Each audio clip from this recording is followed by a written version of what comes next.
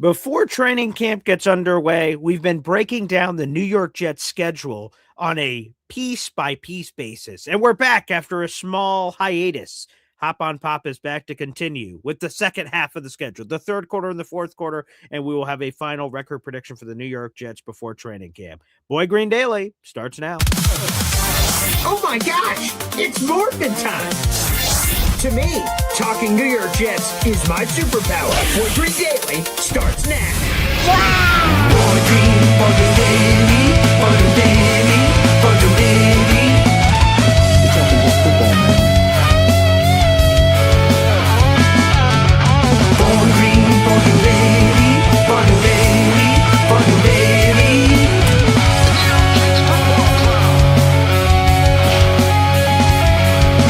Offense, defense, special teamwork, Jets football with Boy Green. J-E-T-S, Jets. Let's go! Esden Jr, a.k.a. Boy Green. I'm the New York Jets digital reporter for Heavy.com. Welcome to Boy Green Daily, a daily New York Jets video show, also available wherever you get your podcasts. And thank you guys for all the wonderful responses to all of our Super Bowl interviews. We had Ralph Baker earlier this week. Coffee Club members and the special club members got that interview days before anybody else. And then, of course, yesterday, Randy Rasmussen, who is one of my favorites that we've done so far. Absolutely spectacular. We have a specific YouTube playlist where you can watch all the Super Bowl III interviews all in one convenient location. I know that's something that people wanted, so I'm a man of the people. If that's what they want, I'm willing to deliver. Now, let's get to our special guest here on the show. It is the one and only Hop on Pop here on the program. Hey now, that's a great idea to put all the one-stop shop for all those Super Bowl interviews. But hey now, good morning, Coffee Club. Happy Winston Hill Day. Okay. Winston Hill, Hop on Pop, what are you talking about? Yeah. I'm talking about it's 75 days until our tailgate extravaganza. Wow. The Hop on Pop takeover, 75 days. And for those that don't know, you should know, Winston Hill, a member of the Super Bowl Jets team, 8-time All-Star, and a member of the Pro Football Hall of Fame. So happy Winston Hill 75 day. And he was an offensive tackle for those that don't know. Yes. And unfortunately, this is normally one of my pet peeves is Hall of Famers going in posthumously. And unfortunately, that happened with Winston Hill. But speaking of Winston, a great Winston Hill story on the Randy Rasmussen interview yesterday, where he said he was running down a hallway and he kept hearing, Randy. He's like, is that who is that? He kept looking around, didn't see anybody, kept walking. He heard Randy. He turned around, it's Winston Hill running after him, saying, hey man, your pass blocking was a little so-so. Here, let me show you some techniques. And he tried to teach Randy how to pick him up, but he said, no, that's a hole. It's this hand here. And Randy tells that story. I'm like, that's amazing. And I'm like, Randy, obviously you wouldn't have known this at the time because this just happened a few years ago, but you got one-on-one training from a Pro Football Hall of Famer. Like, man, that's pretty cool. And he was just smiling and reminiscing. I was like, damn, that's a cool story. So unfortunately, so many of our Super Bowl III legends are no longer with us. From Curly Johnson to Winston Hill to Don Maynard to so many others, unfortunately, are no longer with us. So I hope you guys are really cherishing this series. It's amazing. Shout out to Bob Lederer for organizing all these interviews. And again, you guys can check that all out at one convenient location. YouTube playlist, Super Bowl III interviews. And I will tell you, Pop, someone enjoyed it so immediately. Connie Carberg was paying attention to our Randy interview live yesterday. She's the first female scout in NFL history, of course, and that first female NFL scouting job was, of course, with the New York Jets. So it was first in both of those regards. And she was asking where are all the interviews, because she was sort of sporadically finding them. And I said, Connie, right here, baby. Huh. Brilliant. That was a brilliant idea. Anyways. All right. Hey, now move along. Yeah. So before we get to that, I want to get to this. I just want everybody there is not another Jets content creator, or I would say a content creator period out there in the universe that is doing what Boy Green is doing. Right. And you just take the mentoring that he's doing of some other Jets content creators. This guy is teaching others, whether it's Jets Worldwide, or Ricky from New York, and bringing them along. You've reinvigorated the Beyond Broadway Joe, the Bob. Like, his book is now more relevant because of what you have done.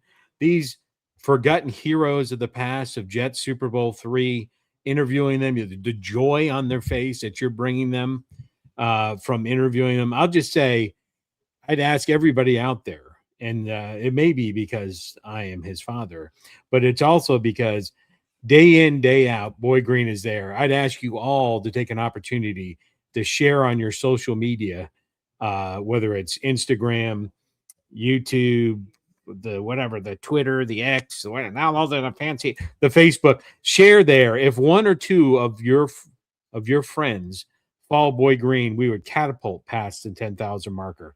So take a minute today for those that watch this show every day. Share it with your universe. Let's get Boy Green over 10,000.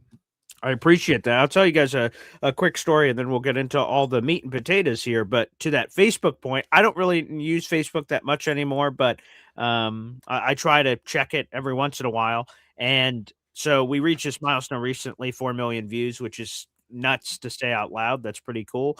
And so I reached out to a bunch of my Facebook friends. I have like 500 Facebook friends or something.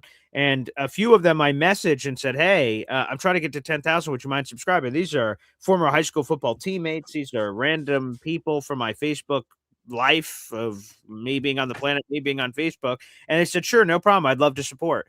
And then we've just surged over 8,700 subscribers now, which is amazing. So we're less than 1,300 away from that 10K goal. So if I was able to do it with a couple of random people that just said, sure, they weren't subscribed before, and then all of a sudden they were, I imagine all you guys in the universe can do it as well. So that would be amazing if any of you guys choose to do that, or you share the YouTube link out of Boy Green Daily, which is, of course, youtube.com/@BoyGreen25.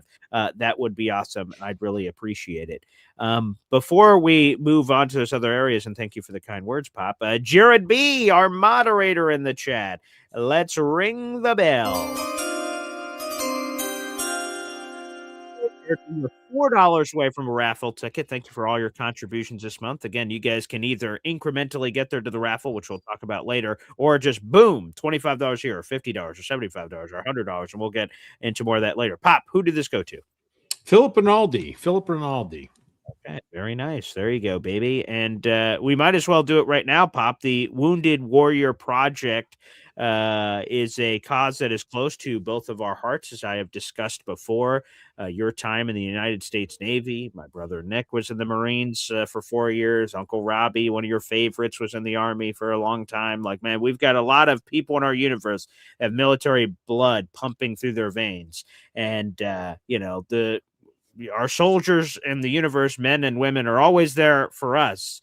But, when they come back, not the same way that they left, it's important for us to be there for them. And that is a special thing that the Wounded Warrior Project provides. And that's why we have, for the second straight year, the Hop on Pop Wounded Warrior 50/50 raffle, where you guys can send your donations via Venmo or PayPal to the same handle. It's @HopOnPop22.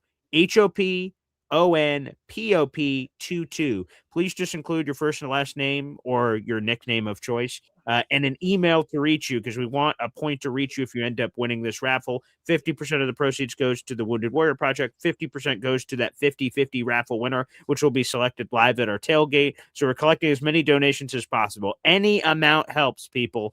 So please, we're trying to collect as much as possible. Pop, you raised over $2,000 last year with all of your amazing charitable efforts, with you and the Coffee Club and the Espresso Club now entering the mix this year. And it was pretty special. So please, before I reveal our latest leaderboard, if there's anything else you want to add to this that we promote on a week-to-week basis.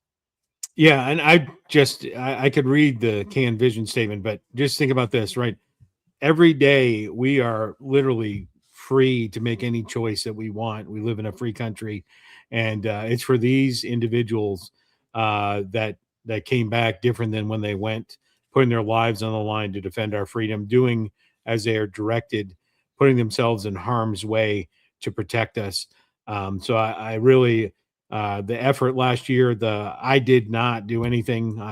The Coffee Club did it all. We gave over $2,000 to Wounded Warriors.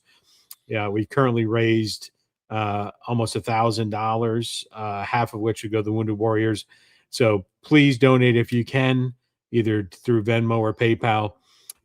In recognition, support of all the things the Coffee Club has done this year, I'm doing more for those that contribute. We're going to have a top 3 prizes for the top 3 winners. Last year they got a card. This year there'll be autographed Bob Lederer books. There'll be autographed Wounded Salute to Service hats and some autographed Jets memorabilia for the top 3 contributors, as well as I'm going to personally buy some raffle tickets this year when you see my name on the tote board. And what that will be is I will turn around. If I was to win it, I'll be turning around and using that to pay back some of the people that are donating to Wounded Warriors. There'll be more on that after if I do win. And you were talking about, just for clarity, Pop, the Jets-Browns raffle giveaway throughout the rest of the month of July is what you're talking about. That is what I'm talking about. I will be, if I was to win with the raffle tickets I purchased, I will be turning them around quickly and giving them to a member of the Coffee Club who donates to Wounded Warrior. More to come on that down the road, but right. I can't thank enough those who contribute to the Wounded Warrior Project and your support. Well, let's get into the leaderboard real quick here before we get to our topic at hand, where we'll be breaking down the schedule for the third quarter for the New York Jets. And Pop, I'll read this out for our audio-only listeners as well, unless you would like to read these out. I don't know if you could see them clearly. Yeah, I can. I get it. I also have it here. Free. Yeah, so Mac Jets for life. This is the money, I guess, sorry to cut you off. This is the money raised so far, people. I guess I should have clarified that at the beginning. This is all the money raised so far, and my Pop here is going to go through all the people that have donated so far and the amounts they've donated. And again, he will continue to update this tote board on a day-to-day basis, but we will see it on a week-to-week basis every Saturday. Go ahead, Pop. Sorry. Yeah, so Mac Jets for life gave 200, NC Green 200. Number 1, Austrian Jets fan. It's a euro number. When it converts, it's $164.44. Frank for Lily, the number 1 Red Sox fan, donated $100. Paul Taylor donated 100. JR327 100. T-Town Jet, Kyle Clifton donated $50, and Mother Chew has donated $20. Thank you all who have donated. I appreciate it. And to clarify, I am putting money in for Jets Browns raffle. Yes. As I'm buying those raffle tickets. If I won the tickets in the raffle, then I would turn around and give it to people that bought and raised money for the Wounded Warriors. Yes. For clarity. Yeah, I see there's some confusion in the audience. So, again, there'll be more clarity on that in the future. Folks, this is the raffle we're running every month. I'll explain it very quickly. If you haven't heard of it, Jets-Browns, this is the game we're going to be at for Week 5 for the tailgate. That's Sunday, October 11th. We'll also be at the restaurant, Cloverleaf Tavern, the night before, Saturday, October 10th. For everyone in the universe, there is a sign-up link in my YouTube description of every video I've done for like the last bunch of weeks and every video, including today, moving forward. If you guys want to come to that event, it's free to attend. All you have to do is pay for the food and drink that you purchase. So sign up down below. We'll be doing some free giveaways that night. So here's what's happening this month in particular throughout the rest of July. And July 31st is a Friday.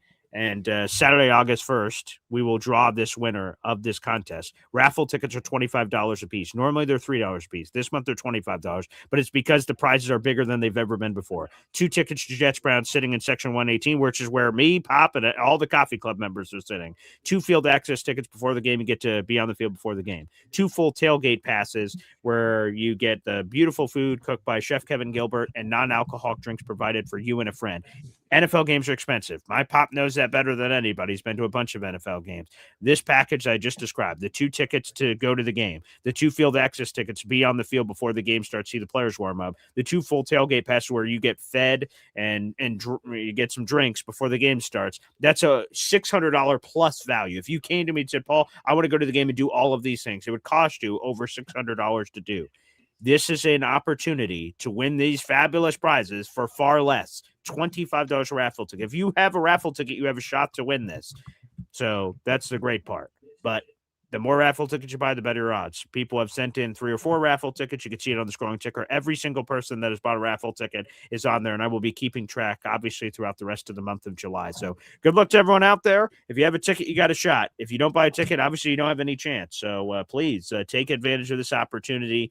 There's no one in the universe a content creator or anyone in the universe, it gives you a potential chance to take you and a friend to an NFL game for $25. So I hope everyone takes full advantage of this. And again, you guys can send those in on Venmo or PayPal to me at boygreen25, BOY Green 25, BOYGREEN digits 25, PayPal, Venmo. Give me your name or nickname and then a good email for you, and send $25. That's a raffle ticket. $50. It's 2 raffle tickets. $75. That's 3 raffle tickets. As long as you don't send $600 worth of raffle tickets, you're getting a deal, because it will be far cheaper than buying it on your own. So people, I'll have my phone by me. If any new Venmo or PayPal tickets come in, that's great. Again, this contest runs throughout the entire month of July. On August 1st, we will draw that winner.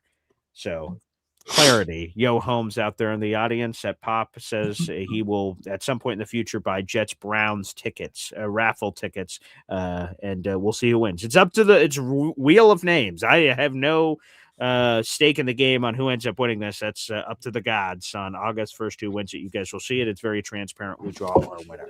All right, Pop. I've tried to delay this as much as possible, talking about this next quarter for the New York Jets, because this is a difficult piece of the puzzle for the New York Jets, as I highlight their schedule here that you're going to go through. And what this exercise is meant to do is to give you guys details on this, what the teams were last year, what they're set to be in the future.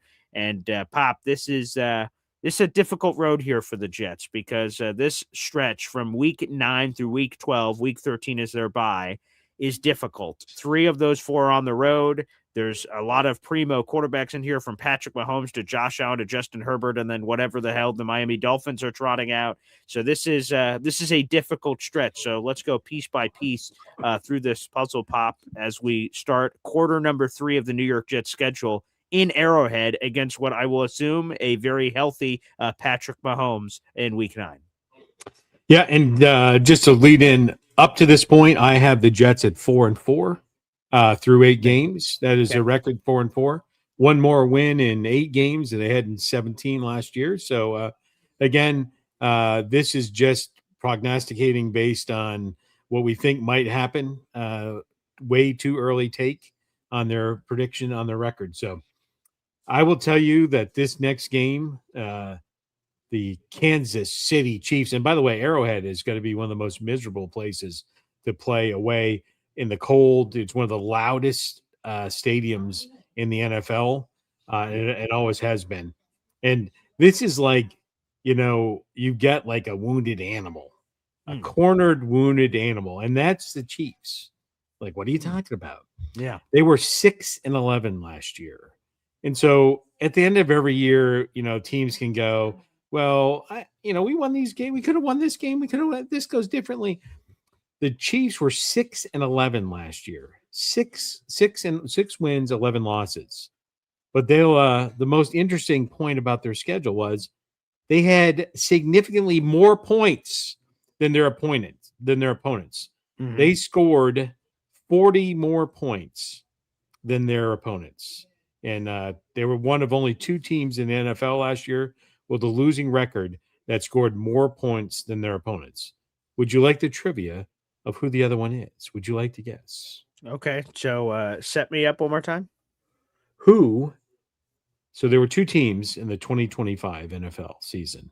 Mm-hmm. 2 teams that scored more points than their opponents, yet had a losing record. Losing record. One was the Kansas City Chiefs, who scored 362 points versus 328 points for their opponents. I'll just say the first team that comes to the top of my head. I don't know if this will make the New York Giants? No. Nope. Okay, they had a lot of close losses. That's what I was trying to figure, that they blow out bad teams and then have close losses, that maybe that's how it could happen. So, okay, I messed that up. Go ahead. Who is it? I don't think you'll be surprised. It is the Baltimore Ravens. Okay. Yeah. Okay. Yeah. So it could have been those. I overthought it. Could have been an elite team, obviously, which, that makes sense. Yep. So the Chiefs, they're kind of like the Philadelphia Eagles and the Donovan McNabb, right? They haven't maintained a weapon stockpile for Patrick Mahomes. And Patrick Mahomes, by the way, gives out charity. Like every year he takes less money than he could get to stay with Kansas City. What a guy. Yeah, I mean, but they're not really great about giving him weapons, right? And so the weapons grade by Bill Barnhart, what do you think it is for the Kansas City Chiefs? And this is the wide receivers, the tight ends, the running backs. What do you think? Where do they rank out of the 32 teams for the weapons for the Kansas City Chiefs? So I will give my honesty here. I've read this article, but not every team. I just skipped to where the Jets were, so I don't know where the Chiefs are. Let's see. So, well, they got Kenneth Walker now, so that's good. They paid. So him last a lot of money. year they were 20th in total offense, okay, 16th in passing, and 25th in rushing. Right. That was their stats from last year. But I also have to factor in any new additions. So, like That's Kenneth right. Walker would be in this group. They still Hey, W3. There you go. Ciro, Miro. For the Penta fans in the audience, hopefully you got that. I'm trying to think who the hell they have at wide receiver. I'm gonna go 22.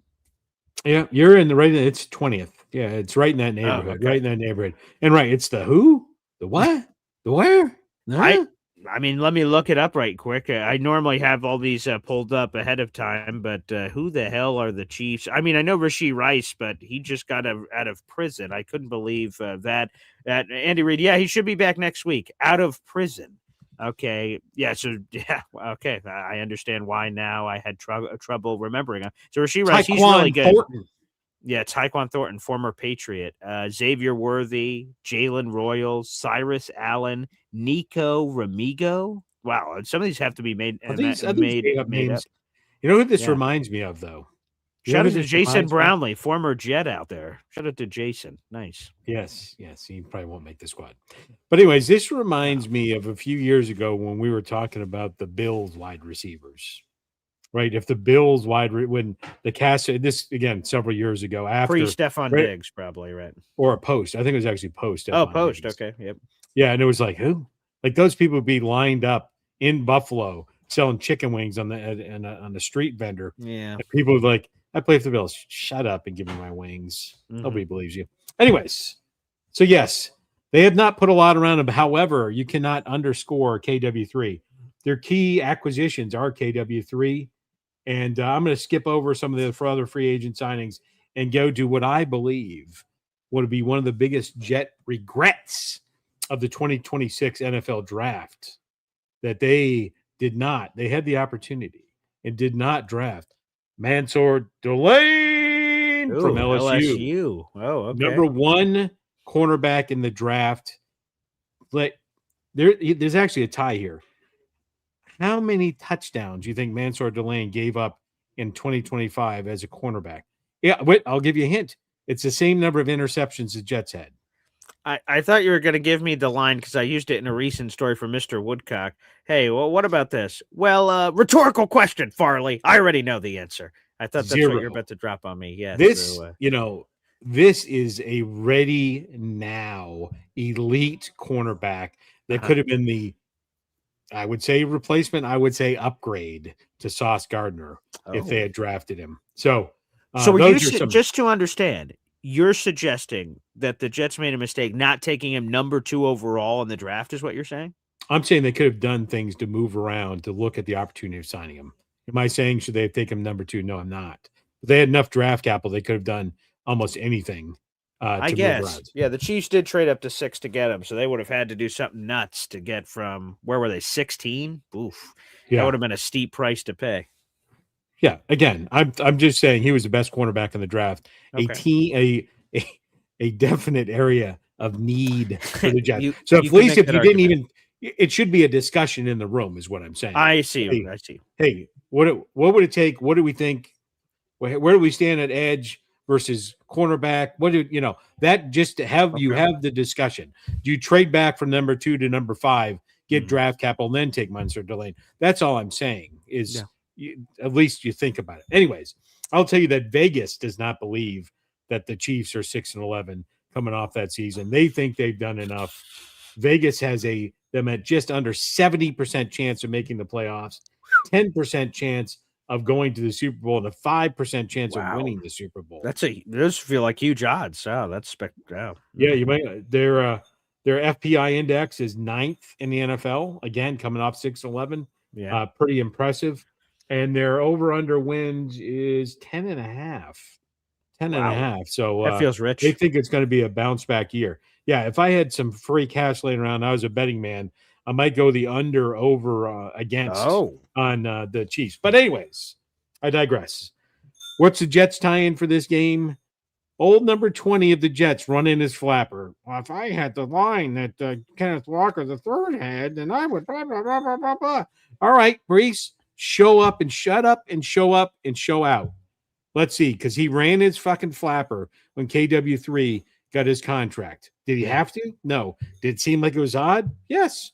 So there you go. It'll be interesting. Mano a mano. What's it look like? Anybody that watched the Super Bowl Yeah. and KW3 racking, stacking, blocking tackles everywhere, he was a monster in the Super Bowl. He was. And I would just add this. The other part of it is the Chiefs offer, according to all the reports, Connor Hughes and ESPN, the Chiefs offered the Jets a 4th-round pick for Brees Hall at the trade deadline. If that would have happened, KW3 never goes to the Chiefs, and there's all kinds of other history. The Jets, apparently, according to all the reporting, they wanted a 3rd, Chiefs refused, and now Brees Hall will face the team that could have traded for him, KW3 and the Brees Hall social media drama. So some extra hoopla, long story short, that's involved here. So you have the Jets continuing their winning ways? Thanks for asking. No. Patrick Mahomes having a viable running game for the first time that I can remember is going to really Hunt, probably 2017. Yeah. And their defense was already stout. And I didn't go through all the stuff they've done to fortify, but other than Mansour, they have. It's going to be tough sledding for the Jets. That offensive line that started all 17 games last year is going to be challenged by the Kansas City Chiefs. I have the Chiefs losing this game. The Jets losing this game. 35-24. The Chiefs win 35-24, bringing the Jets record to this point to 4-5. Perhaps a Freudian slip there. Perhaps. And again, this is today. I will just big picture. Sure. I without a doubt, I think the Jets offense is going to be the better squad. It's not close. I think the weapons, I think what Frank Reich brings to the table, I think what Geno Smith brings, I think I'm not like Bill Barnhart or whatever his name is, deluded that the Jets weapons are anywhere near that. The amount of credit he gave them is insane and dumb, frankly. But with that being said, the offense will be the better squad. I am significantly concerned that the Jets defense, which was historic last year and not in the good way, historic point differential, worst ever in the NFL history of a 5-game stretch. I think it's going to be tough sledding on the defense. That's the biggest question mark to me, both in their interior defensive line and their secondary. I think they made the right moves, but they need to gel as a team. I think they've done a lot of exciting things, I said before, a cornerback. But with all that being said, before anyone's even taken a snap in a real practice, which is coming up very soon, yes, I have them at 4-5. All right. By the way, I'll give everyone that countdown real quick. Again, Paul Esden Jr. here, Hop on Pop here. You're watching or listening to Boy Green Daily. We're streaming live on Facebook, YouTube, and Twitter. Audio, wherever you get your podcasts. That could be Apple, Amazon, Spotify. Appreciate you wherever you're consuming this show. If you're watching this show, you may think that I'm in the latest episode of the Poltergeist with my lights. I saw Mac ask that earlier. My house is haunted. That's part of the reasons why I'm trying to call an audible at the line of scrimmage. So yes, the lights just randomly flash. I haven't been able to fix whatever that issue is. So yes. For people that are randomly asking that is the Poltergeist. That is Ghostbusters. That is everything. Yeah, there it is. Just don't feed Boy Green after midnight. Don't feed Boy Green after midnight, or put water on him. Good advice. Pop, I know we're going to have to pick up the pace to get through the rest of your 3 games here, but one more on this Chiefs thing.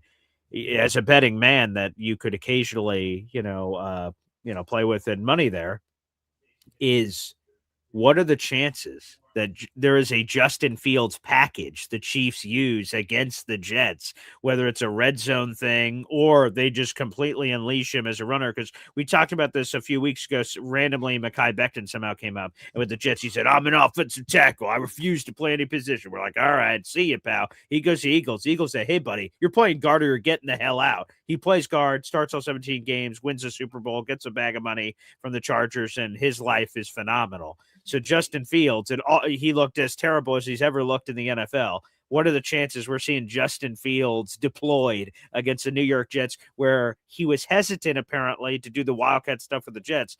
That is the only way he gets on the field with the Chiefs if that's going to happen.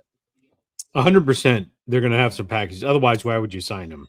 Right. Trade for him. And, right. I was advocating trade for him. I was advocating strongly to, you just make him do it for the Jets. 100% you're going to see him in some package. Excellent. And they're going to find definitely 2 or 3. He'll play 2 or 3 snaps on offense against the Jets. I have no doubts. Terrible. All right, so there you go. Again, this is arguably the toughest stretch on the Jets schedule. One could make the case. So you have them losing an Arrowhead, but don't worry, Pop. We're heading back home, baby. The first time in MetLife and only time at MetLife during the stretch at home against the Buffalo Bills. Yes. Yeah, Buffalo Bills. I will pick up the pace slightly. So, it was kind of sneaky, right? When I was doing the research, I obviously know the Buffalo Bills were good last year, but I don't know how good they were, right? They were overall the number 4th total offense in NFL and number 7th total defense. The 7th defense number 1 in passing defense. Number 1 in passing defense. Surprising. Their chance of making playoffs are 85% and a 1 in 5 chance of making the Super Bowl. And again, Bill Barnwell, I only mention it because I think he's a moron. Okay. Has the Bills' weapons as 29th. It just, Bill Barnwell, he got a few right. He got a lot wrong. Their over-under wins, 10.5. That seems to be a number they got stuck on. 10.5. Tad high. 10.5. Couple key acquisitions. And the most interesting one is they had, as I said, a very solid defense and number 1 passing defense. Mm-hmm. And you're a good team when you draft for bench strength and not for immediate need. Right. Yeah. They didn't draft for need, right? They didn't have a first-round draft pick.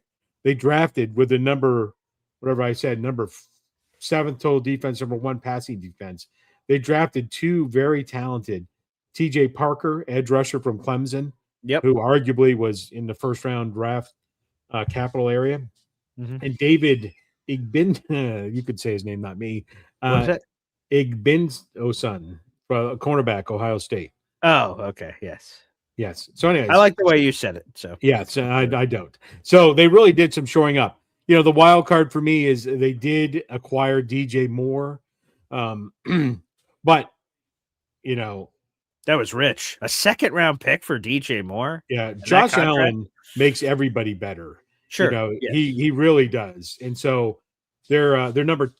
Although Bill Barnwell thinks they have the 29th ranked weapons skill group, right? They're the FPI on average players has them at number 2. Number 2. Somebody's wrong. But their roster is worth more points per game relative to an average team. They're number 2.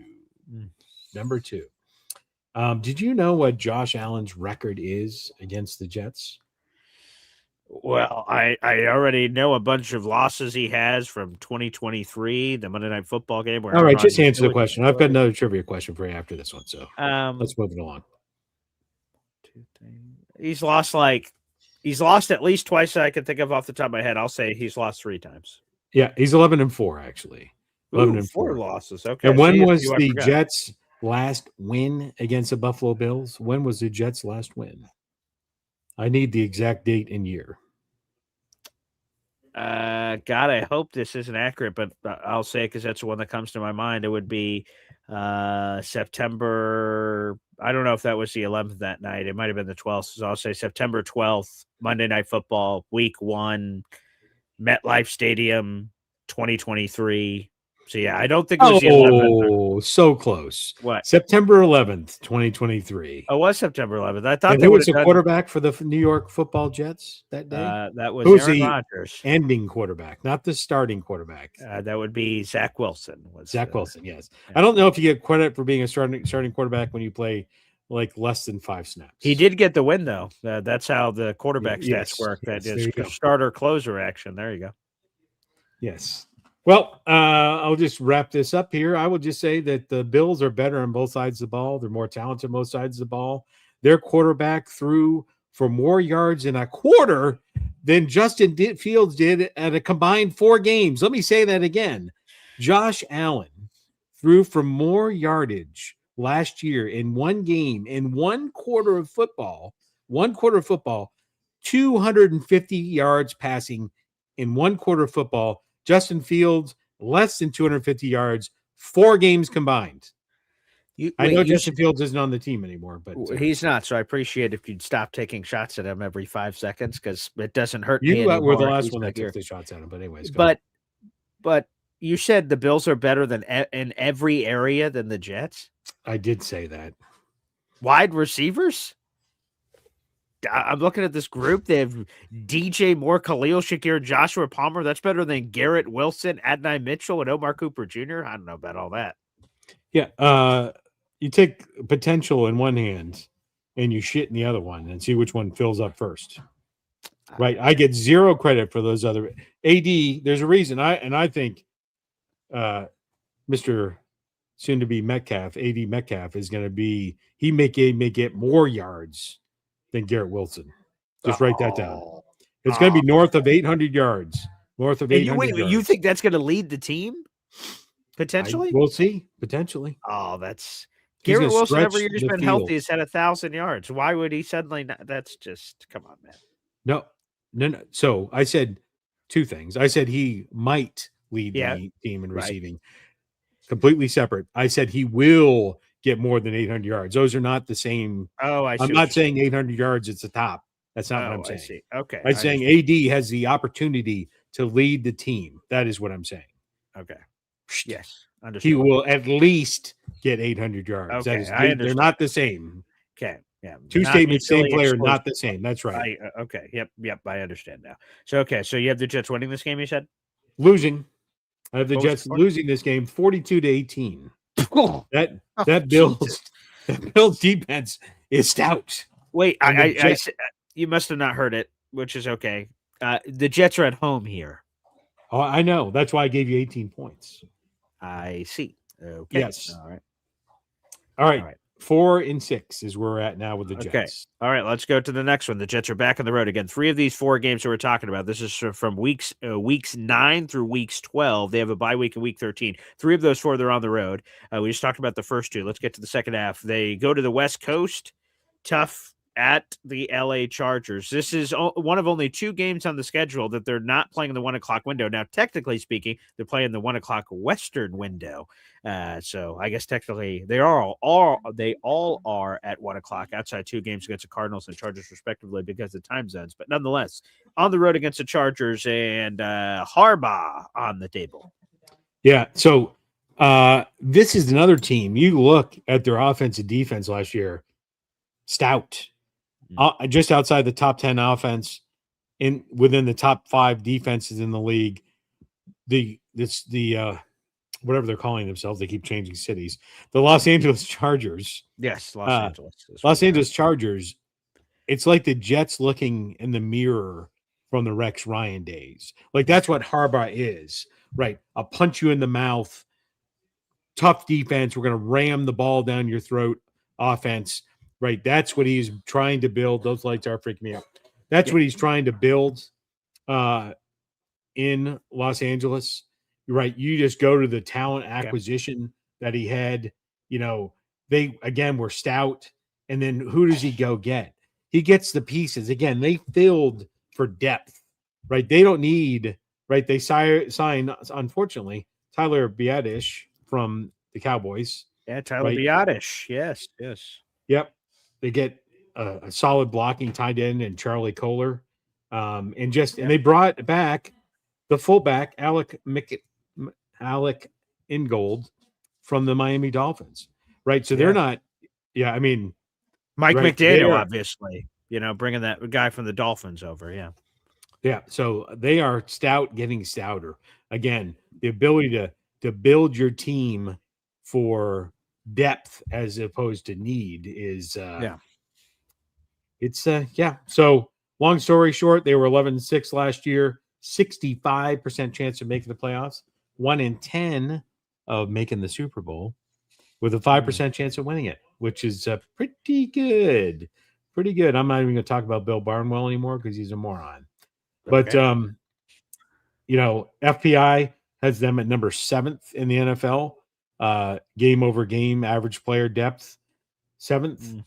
Okay. And so, as I said before, Harbaugh, his apparatus modi is really the smash mouth football. That's what he's going to bring. Okay. I'll tell you that this is really going to test the interior defensive line of the Jets. Yeah. With the Chargers running down their throat. Marion Hampton. Yeah. Yeah, I think this is going to be the closest of these games of this 4-pack. This will be the closest game, and to me, I'm giving the Jets a lot of credit with this prediction. And it's not what you might think the results will be. I give him a lot of credit. I think comes down to Harbaugh's, like, not even in the same universe of coaching skills as Aaron Glenn. I couldn't agree there more. Aaron Glenn's nowhere near as good a coach as Harbaugh. Oh. I do think it'll be played tough because that's how Harbaugh likes it. I think it's 2017. The Chargers win 2017. Hey, I'm surprised. You glance over the depth chart. There's a significant name that you have not mentioned yet. Your guy. Nothing? I must have missed it. Oronde Gadsden, baby, he's over there from Syracuse land. I normally, before the show, I release the injury report. You're normally on it for a limp wrist from patting yourself on the back so much. I'm surprised when you were talking about all these tight ends, you were on the Oronde Gadsden train yet. Nothing. Are you just letting the people do that for you or what? He had a historic rookie season as like a random 4th, 5th round pick. Yeah. Well, I get, after a while, the Jets got Mason Taylor. I think he was the number 1 drafted tight end that year. And I think I don't think so. I think Tyler Warren was, and Colston Loveland. There's a couple of 1st-round tight ends that year. Yes. Well, I neglected those, but I would say that several the Jets passed on. They did, yes. They had opportunity, right? They took Armand Membu, who looks great, but they had their chance at any of the tight ends. Yes, they were all on the Yes, yeah, and Mason Taylor, right? Even after they drafted him, many talented tight ends came after him that surpassed him. Harold Fanning Jr., you may know him. Orlando Gadsden, you may know him. Yeah, sure. Yes. Okay. Anywho, I guess we can move on to this final game. Man, you did something that 4-7 is where I have the Jets. 4-7. Great. So, man, if that's the closest game, I'm afraid to hear what's next. The final game of this 4-pack is the Jets continue their road ways at the Miami Dolphins. So please take it from there, bro. And this is the last game before their bye week, which again is in week 13. So this game is week 12 at Miami. Yeah. So this is, I believe, I don't have Thanksgiving weekend. This is Thanksgiving weekend, not the Black Friday game, which is one we'd all like to forget. Also Jets Dolphins. Although I predict it will be the opposite. We've already played them. I think it was week 7. 2026. By this point, we've already played them. Yeah. And let's flash back. What did Hop on Pop say for what was going to happen? What did you say? I said, I had the Jets winning 35-10 in week 7 against the Dolphins. Nice little bloodbath. I'm all about it. Yeah. And, I would say that the Dolphins might be better, but so will the Jets. I'm not going to go through all the number crunching. Oh, you mean the Dolphins may be better than what? Last year? They might have been better than they were at week 7. Oh, I see. Okay. Yes. Okay. But we'll just steal something from the Patriots, which the Jets haven't done very often. But you remember what the motto was in the AFC Championship game in 1985? Does anybody in the audience, does any of the coffee club know? But leading in to the 1985 AFC Championship game, there was a motto, there was a saying that was made up leading into that game. It was the New England Patriots versus the Miami Dolphins, 1985 AFC Championship game. What was the motto that came up? And you're like, motto? Yeah, there's probably 10 football games I could think of off the top of my head that have a motto that have lasted. This one, for some reason, it just catchy. It lasted. It wasn't really that big a deal. And then the Patriots went on to get slaughtered by the Chicago Bears. Excuse me. Yeah. So you got like the Ice Bowl game. You got the Immaculate Reception, the Music City Miracle. Sure. What is? By the way, I'd like to do a quick shout out. Johnny Boy is on Fans Only. If you want him dress up as Nacho Libre, he will. He's also on Cameo. So Fans Only and Cameo. Johnny Boy, Nacho Libre. Please support him. Yeah. That, as a football nerd that used to be by his TV watching the NFL Network all the time and America's Game and learning the history of the NFL, I do not remember some special thing with that version of the New England Patriots heading into the AFC Championship game. So, I'm drawn to, maybe you're going to say it, and I'm going to be like, oh, yes. But right now, I'm drawing a complete blank heading into what would have been that Super Bowl where shout out to my future father-in-law. He was at that Patriot beatdown Super Bowl against the Bears, which brings me great joy. But no, I don't know. What is it? When I say it, you'll know it, but you won't know that it came from this game. And so the game was played it was actually played in 86 because it was the 85 season. Yeah, that's what I was going to ask you earlier. January 12th, 1986. Yep. The Patriots were actually an underdog, having an 18-game losing streak again in Miami. So the Patriots had not won in Miami for 18 games. Wow. 18 games going into this game. Okay. And so so there you go. But so what was the slogan was squish the fish. I didn't know it came from them, but all right. It came from that game, January 12th, 1986. Wow. Squish the fish. That's unbelievable. We still use that to this day. That's hilarious. And I'm just do a quick check. Yeah. The answer is 31-14. The Patriots beat Miami 31-14. And if I remember that game correctly, or not that game, but that season, I believe the Chicago Bears were undefeated in the regular season until they played Dan Marino's Dolphins, and they lost in that 85 regular season to them, which could have set up for that Super Bowl, not Super Bowl rematch, but rematch in the Super Bowl of those two teams. So I remember they took out what was an undefeated Chicago Bears team during the 85 regular season. Is that right? I'm going to look that up right now. Okay. Yeah. Let me see. We'll see who could get the information faster. That's how come Bears regular season. They were indeed 15-1. Yep. Okay. I remembered that one lost me into the Dolphins. And the answer is you are correct. They lost 24-38. They lost by 2 touchdowns. And that was December. Their only loss. So, wow. That was their only loss. And then they could have met back in the Super Bowl. Wow. Okay. There you go. They also played the Jets that year. Who did? They played the Jets that year, the Bears. What was that score? 19-6. December 14th, 1985. Okay. All right. They probably just padded the stats at the end. It was probably a closer game. December 12th, 1985. That's when your mom was destroying the ozone layer with her Aquanet. Gross. Thanks for sharing. So Aquanet is hairspray, just for the record. Okay. Thank you. Thank you for the clarity. clarity. There, but anyways, all right. Thank you for the clarity on that topic matter. So you have, what's your prediction for this one? Jets Dolphins?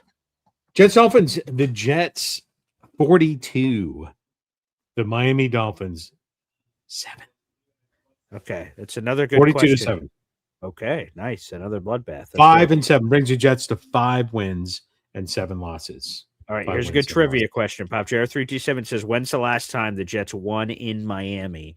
And it's been a long time. if I off the top of my head, and I know they beat them during the 2015 season, but that was in London. So does it go to like 2014 or something? Like it is. I don't know. Do you have a guess before I look this up? When's the last time The Jets went into Miami and beat the Dolphins in Miami? I think it's been a long time. I'm gonna go like 2014 or something. Maybe I'm overreacting. I'm gonna go 2016. Okay, let's see. Jets Dolphins series history. This will be able to tell me it pretty quickly. Let's see. Yeah, oh boy. So let's see. That was Jets. Let's see. Nope, that was in New York. Let's see. That one was also in New York. Oh Jesus. Oh my God. This is real far. Okay. Yeah, it is 2015. But man, I thought they played in London. So maybe this one won't count, but yeah, I'll have to double check this game. I was pretty sure the one in 2015 was the Chris Ivory game. Yeah, December 28, 2014 is what I have. Oh, so it's 24. Okay, yeah. This says it's in Miami, but it wasn't. Okay. Wow, 2014. Dear God. Oh boy, that's oh my goodness, how did my brain not remember it? That's the Rex Ryan game. That was Rex Ryan's final game with the Jets. That was Geno Smith's perfect passer rating game against the Miami Dolphins, where he had a 158.3 passer rating, 3 touchdowns, and all that stuff. That's the last time the Jets beat the Dolphins in Miami. Oh boy. All right. That means that's going to get some play when we head into this game. We're going to bring that back up in the Rex Ryan days. Oh dear God. It just hit me when you told me the year. I'm like, oh my God, there's Rex Ryan's final game with the Jets, and then he got fired after that game. Oh God. Oh Jesus. That's brutal. There you go. Hey now. Well, there you go. 5-7 Jets. Shout out to Nate Jets, by the way. Yes, it was Geno's last game, the perfect passer rating game. Yeah, that was it, Nate Jets. Nate the Great. Good call up. There you go. All right. I just had a couple things. Okay, please. All right, and you said one more time the final record so far heading into what will be 5-7. Okay. All right. The final quarter will be next week, I'm assuming, as long as Pop's here on the show before training camp, which, by the way, we're a week away from rookies reporting. Rookies report to Jets training camp a week from today on Saturday. Let's see. So we've got veterans reporting in 10 days. And then the first training camp practice is in 11 days from today, folks, for those counting at home. And the final quarter, because it's 17 games, the math had to work out this way somehow, there will be 5 games, the final 5 games of the 2026 season for the Jets. We'll break down that final quarter of the schedule next week. Pop, please, you have things to say. Yes. And by the way, in that 5-pack of games, it'll be one of the headliners will be when Jeremiah plays the Jets and runs for north of 250 yards. I digress. More to come on that. Oh. All right. Hey, now, just a couple things. Do not forget, please donate to the Wounded Warrior Project. Yep. At the 50-50 raffle, there's a chance that you win half of the money. And so every dollar counts. Hey, we're trying to go ahead. Yeah, before we move on, I just want to make sure say the rest. I just want to make sure you're going to get through a lot of things here. Just make sure that we tell people that we're $16 away from raising over $1,000 so far for this. So unless anything has hit you in the middle of the show, we're $16 away. I just want to make sure that doesn't get lost in the sauce. I don't know what's the pace of which you're going to go through your things here. So I want to make sure that doesn't get lost. We're $16 away from having $1,000 raised, which is a huge round of applause to the Coffee Club and the Espresso Club for already doing this. And Pop, you've mentioned this before. We got into this a lot later in the year last year. So we just have a lot more runtime, which hopefully means a lot more opportunity to raise money for charity. So Coffee Club. And I want to make this perfectly transparent, perfectly clear. I don't want anyone to feel misled. Any raffle ticket, like YouTube, you super chat me $5 or you're saying something for the raffle. Everything is going through my Pop for this Wounded Warrior raffle. So if you want to send anything for the raffle, again, seeing him at the restaurant takeover and handing him cash, Venmo or PayPal, it's all at Hop on Pop 22, HOPONPOP digits 22. So that's where all the money's going. If you're sending money to me or anything else and you don't discern, I will assume it's for my raffle. So just make sure that you guys explain that. But yeah, $16 away, Pop. That's pretty crazy. You're almost already at $1,000. That's beautiful. It absolutely is. It's actually $15.56. Thank you. The Jets. Yes. So again, yes, thank you for that. I also want to do a shout out to your mom, Imamji. Right. Yep. I'd be wrapping up the show early today because we are going to. They're going to take a picture for those people that still know there are newspapers out there. Hmm. Just take a picture of her CrossFit gym that was part of the people that raised over $2 million for cancer awareness. Your mom, just for the record, your mom decided to do this to help raise money for charity, do a triathlon. She had not, and she doesn't. Here's a list of things she hadn't done before. November 2025. She doesn't like to run. She hadn't swam or swum other than a swimming pool since she was 16, Mhm. and not a biker. Not a biker. So all three of those things. By the way, those are the three legs of what it takes to be a triathlete. And so she finished the race. She swam the swim, whatever it is, biked, ran, and completed the triathlon in 2 hours and 38 minutes. So Wow. an amazing accomplishment. Helped raise a lot of money for cancer research. And yeah, it's amazing. She's amazing, and they're gonna be in the paper because again they ended up as the entire organization of the Try for a Cure raised over $2 million up here in the Northeast to fight cancer and find the cure. So shout out to your Beautiful. mom. Imamji, a huge shout out. I mean, when was this emoji made pop? Do we remember? It's been a couple years now. Yeah, it's been a couple years, and so we're gonna have to, update the biceps here. The guns Yeah, are not big enough. look at that, Imamji. Super proud of her. That's amazing. I believe we're at the Gangrene Beach Club event while this was going on, and we were talking about it. They said someone asked me, "Hey, where's your pop? Where's your mom? Where are they?" I'm like, "Actually, she's in the middle of a triathlon." And they went, "Triathlon?" Like they're like, "What?" And I'm like, "Yeah, she's a warrior." So yeah, we were talking about her at the Gangrene Beach Club, and it got some like, "Whoa, that's impressive." Look, so yeah, shout out to Imamji. That's super awesome. Super proud of her. That's amazing. I can only imagine. Maybe that's something I could look up on the internet. How many people have even attempted to do a triathlon in their life? I imagine that's a very, very elite small number. So that's amazing. Yeah. So right after the race, people are like, "You're gonna do it again?" Like your mom when she does something, she like Yeah. latches onto it, if you will.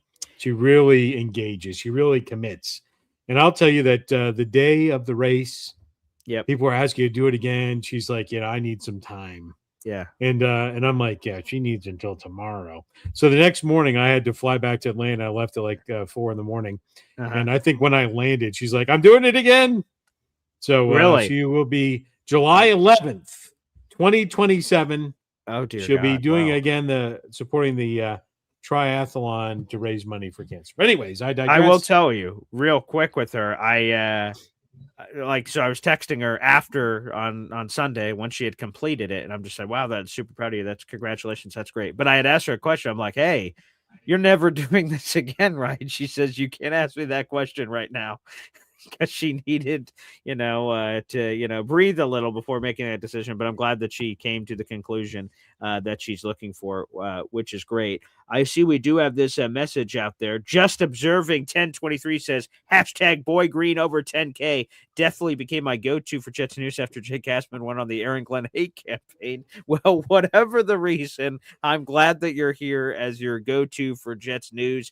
We're going to be trying to do new stuff. I just put up a video yesterday, a shorter form video. I'm going to try to give you guys some of that kind of content where I have takes on things that can't make the show because there's too much Jet stuff going on. So I hope you guys start enjoying those. I did a quickie on the Aaron Glenn Jets draft thing that came out on the podcast. So thank you for saying that, just observing. And again, to repeat my pop's message from earlier, reach out to friends and family in your inner circle if they don't mind to subscribe to the channel and help grow the army. So I did that recently on my Facebook of people that I hadn't talked to in a long time, and they said, yeah, absolutely. And so we're at over 8,700 subscribers, which is amazing, and the number is growing every day, which I'm very blessed at. So we were less than 1,300 away from 10,000. That was an arbitrary number I came up with. We celebrate 6-year anniversary in September of being on this YouTube channel. So I know we're eventually going to get there, but whenever we get there, is going to be a pretty gosh darn special, Pop. That is for sure.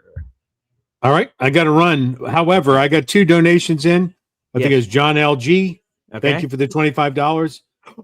Mac for Jet Fan for Life.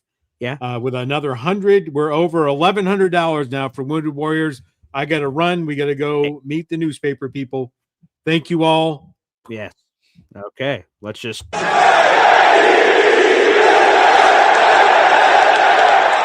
Thanks, Pop. Appreciate you. There he is, Pop, joining us here on the program. Awesome. Thank you, Mac. Thank you, guys. We're now over $1,100 raised for the freaking Wounded Warrior Project 50/50 raffle. Thank you, guys, out in the audience. That's so friggin' cool. Thank you. Thank you. Thank you. That's very meaningful. I appreciate it. Look at this. Mac has gotten another raffle ticket to our contest. 1999 Super Chat here, baby. Zariah Luna? Wow. Mac is at $125 committed so far this month, which means 5 raffle tickets to the contest, sir. And that is our Jets Browns raffle giveaway. And then I will answer your super chat question here. Mac, you now stand alone. You have sole possession of second place in our raffle with 5 raffle tickets. You're only 1 ticket behind JR327, who's had the lead since the very beginning. So thank you, Mac. I appreciate that. Beautiful. Mac, you've got another raffle ticket. Your chances continue to increase, baby, for your chance to potentially win this special raffle. And that's awesome. Awesome. So I've just updated the scrolling ticker. Here we go. His $20 super chat. Thank you, Mac. Again, 5 raffle tickets now to our contest, which, of course, is the raffle for Jets Browns, maybe week 5. 2 tickets a game, 2 field access tickets, 2 full tailgate passes. And you can distribute those however you'd like. If you end up winning it, we'll draw that winner on August 1st. He says, what are your guys' thoughts on Jamal Adams? We haven't talked about it yet. I will tell you guys, I've reached out to Jamal Adams. He follows me on social media. And I gave him an open invite to come on Boy Green Daily. We'll see if that invite is accepted.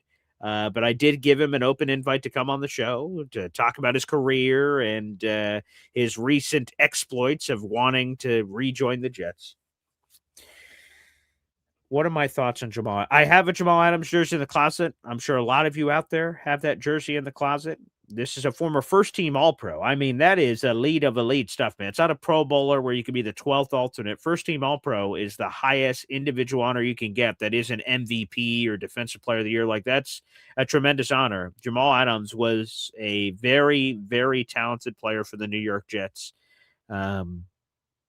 Obviously, the way he shot himself out of town was frustrating, but that delivered us for those who forget. When the Jets traded Jamal Adams before the 2020 season, that's actually when this YouTube channel started. So Jamal Adams' departure and this YouTube channel starting happened in the same year. We got 2 first-round picks. Those 2 first-round picks became Garrett Wilson, who we all love, and Elijah Vera Tucker, who just left us this offseason. And AVT was a very talented player who unfortunately could not stay healthy. So the fact that Jamal Adams helped deliver us Garrett Wilson, I'll love Jamal Adams forever for that. Thank you. Garrett's a very special player. Without Jamal Adams, we never get Garrett Wilson. We only take Sauce Gardner 4th overall, and Garrett Wilson goes to some other team. So for that, I'm appreciative. I don't see it at safety. I think our safety room is loaded, to be honest with you. You know, and loaded, let me rephrase. I just think there's enough names that are going to make the roster. We'll see how loaded it is. That's hyperbolic. I don't mean loaded. That's an incorrect way to put that. I caught myself. Let me bring that back. I don't mean loaded like that. I just mean you have Minka Fitzpatrick, who I'm high on. You have Andre Sisco, who I was high on last year, less high on this year. You have Malachi Moore. You still got Dane Belton. You got VJ Payne. I think all 5 of those guys, quite frankly, are making the roster. So I don't see it at safety. Jamal Adams did play off-ball linebacker last year, and the numbers are actually pretty decent, all things considered. Some of his analytics, a blitzing linebacker, there's a few things to like. So I'll probably write a column about this, I'm sure, over the weekend here somewhere. But my thoughts on Jamal Adams.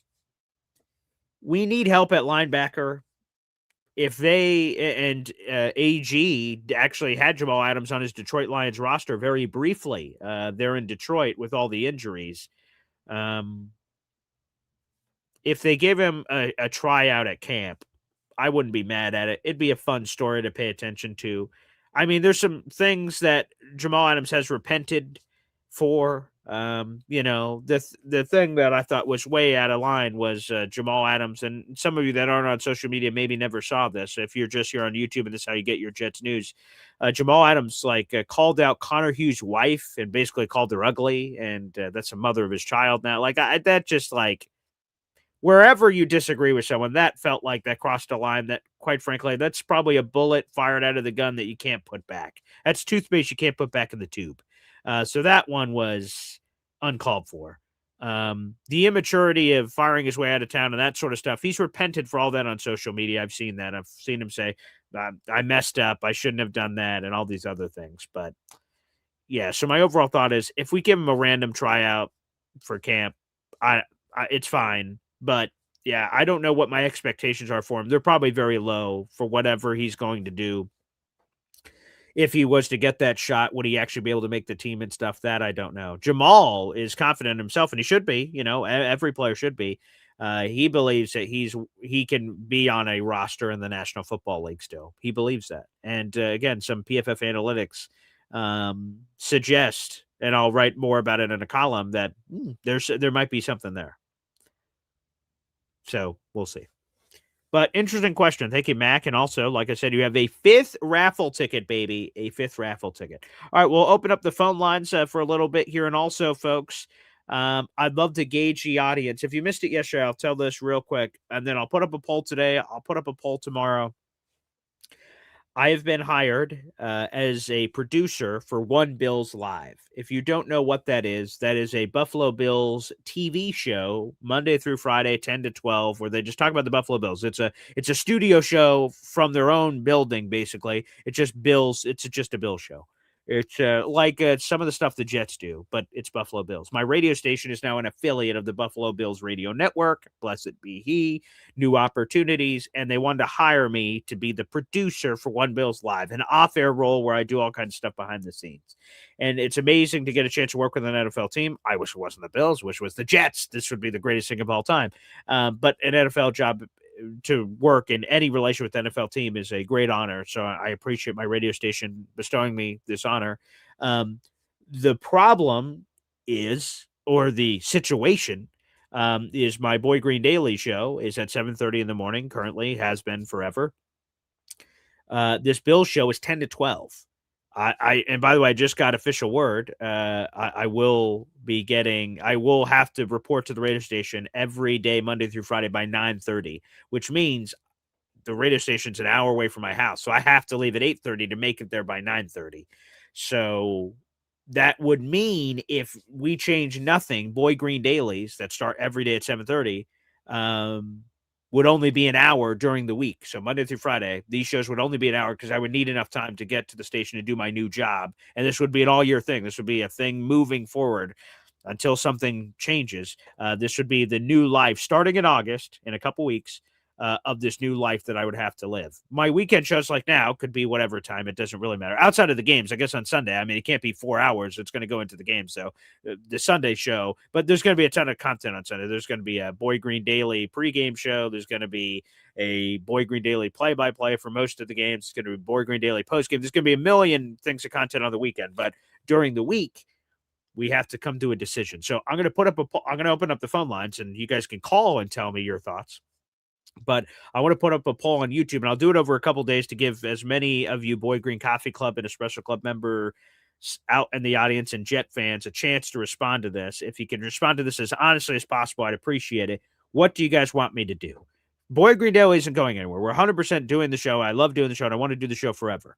But do we want to just keep it at 7:30 and then the show's an hour during the week, and then on weekends it's longer? do you want me to start the show earlier? And then like I start at, let's say 7 or 6:30 or whatever the time is, and you guys get more of me. The show can remain around the same length. I'll still have to leave at 8:30, but if I started earlier, there's more show to enjoy. Is that something you guys would like? So that's what I sort of want to gauge. So I'll create a YouTube poll to get your thoughts. You could call in and share your thoughts. This is, I say all the time that this show by the people for the people. And I would feel, whatever the word is, if I didn't ask you guys what you guys thought, because I love doing the show, but if I didn't ask you guys what your opinions were, I don't think that would be fair. I guess I could do whatever I want. It's my show, but it's also our show. So I want to do right by the fans and do hopefully what the majority believes. So, there's people that have said all kinds of. I'm seeing the comments are all over the place. Some say keep it at 7:30. Some say keep it go to 7. Some say 6:30. I'm hearing Jared B talk about a test run. We could also do that, but I am curious to see what people vote and share their thoughts with. So yes. Max says, am I allowed to wear Jets gear? Yes, and I will wear Jets gear. It's a behind-the-scenes role, so I will not be on camera unless new information is provided where I will be on camera. I do plan on wearing all my Jets gear, so yes, 100%. Jets. Yes, I'm going to keep running the Jets. And for people calling me Buffalo Blue or Blue Boy or any of this, I'm a secret agent. I am not... Yeah, I'm hopefully gathering information from them to help us. Yeah, that's right. All right, so let's do this. Let's go. My gut before we get to a poll and everything. This is what my gut says, but I'm willing to change. Again, this is not the end all be all, what I'm about to say. And by the way, if you're listening to this after the fact, right, you're listening to audio only version, you're hearing me talk about this right now, feel free to tweet at me, DM me on Instagram or anywhere. I'd love to hear your guys' thoughts. If you're a fan, you could stay behind. You can. There's a lot of fans that listen to the show, but they never interact with me, and they just enjoy the show behind the scenes. But if you enjoy the show and you have a stance on this, please let me know. I'd appreciate it.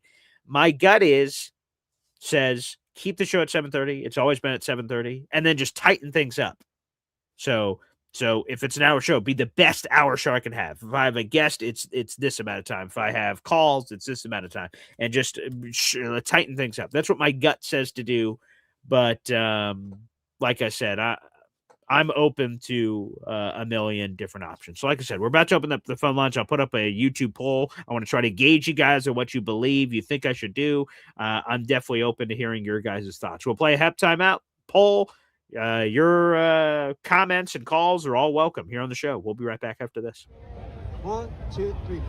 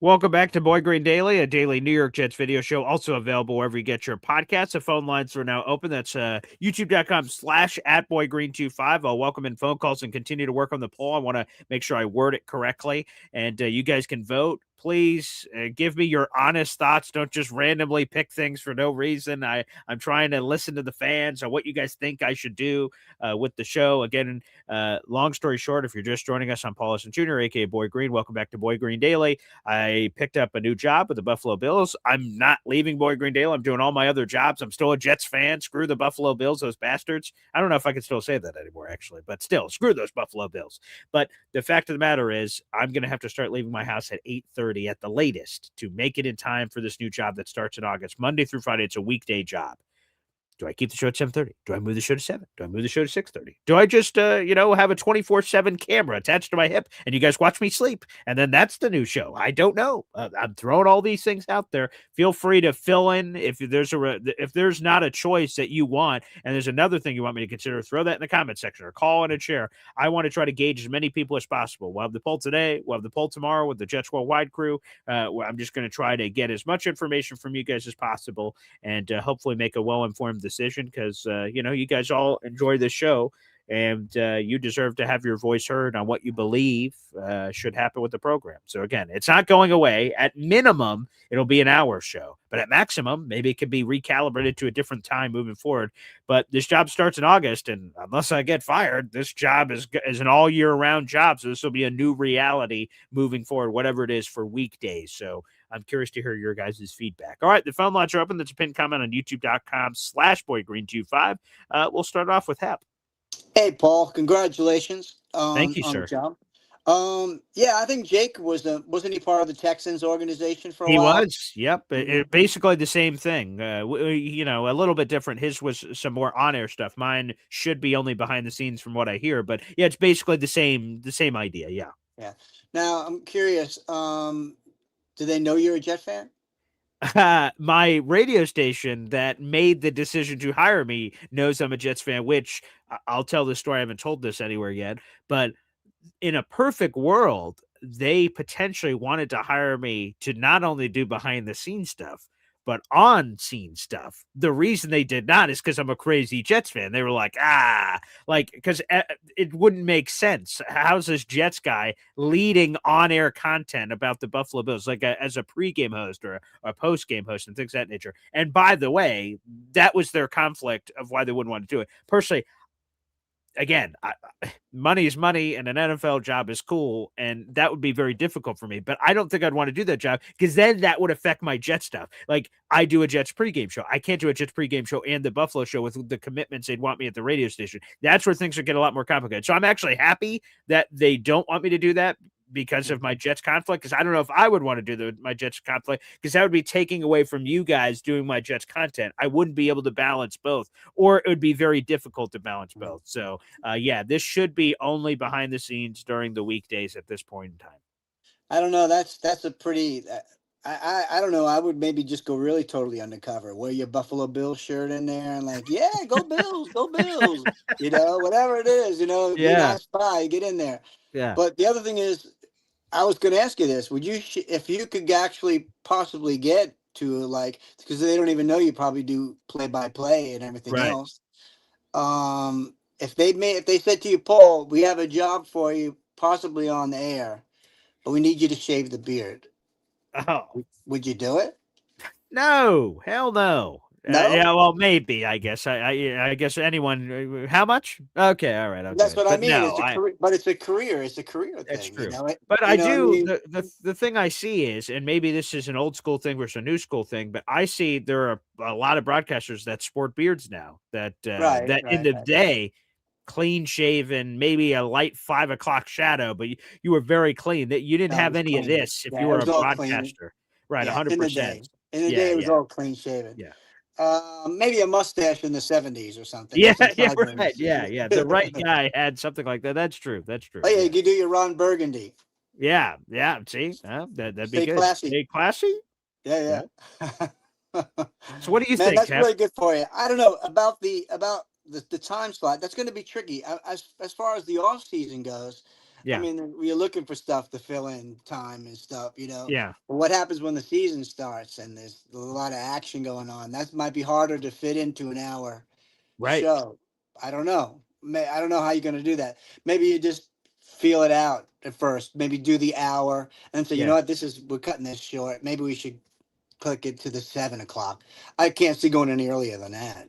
You Okay, know, yeah, because that's what I've seen some people say 6:30 or something like that. no, no, Which no. again, I'm open to. We'll see what I'm about to put this poll up. We'll see what people say. What Um, what time you yeah, go to bed at night? I guess it depends. I these two jobs will mix together. For this year. So the other job I do is Syracuse Mets, as a lot of you know. That season goes through September. So I will be balancing this Bills job and Mets job at the same time for August and September, which means I'll get Mhm. to the radio station again in a perfect world. I get there at 9:30 and then I'll be there till about 11 o'clock at night. So I'll Oh have to do wow. those Oh, long days for like you'll a be month empty. and a Yeah. half. And Yeah. then when October hits, I'll just say October to make it easy rounding. I'll just be there during the morning and then I come back to do all the jet stuff, or I bring my gear with me. If I know there's a training camp practice or something important, I'm like, let me have my podcast gear with me so I could do a show from the radio station if I have to. So yeah, that'll be the only complicating part is for a month and a half. That'll be a problem this year. And then next year, what do I do? Because the Mets season starts in March. It goes through September. From March to September, I'm going to have to be at the radio station Oh probably wow. 4 or 5 days a week from morning till night. Yeah. So that part I'll have to figure out. Yeah, so You know, some Paul. complicated stuff. Yeah, but these are uptown problems. These are good things. You know? Exactly. That's right.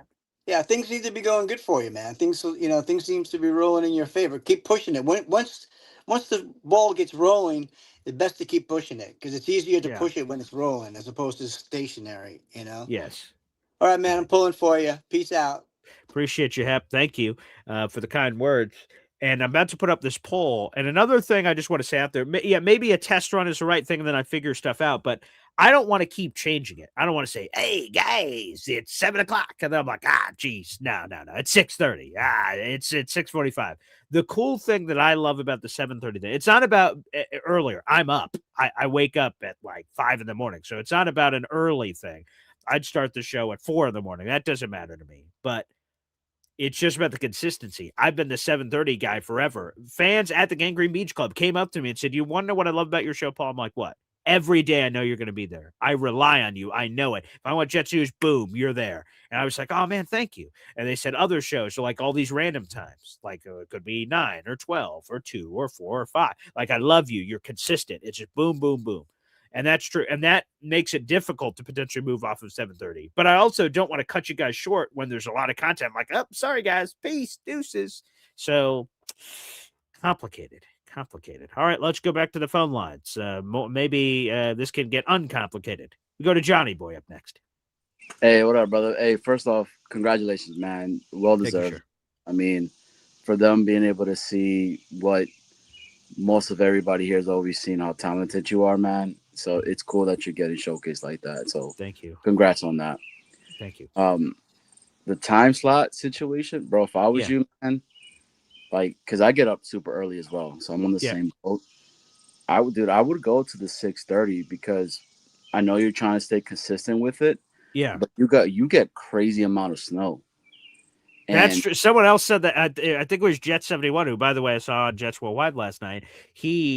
So he's a guy that he's on the West Coast, so he's not up as early as we are because of the time difference. So he normally watches the show, and every once in a while, I like how thoughtful he is. We don't write a lot of letters anymore or anything. It's just now texts and things of that nature.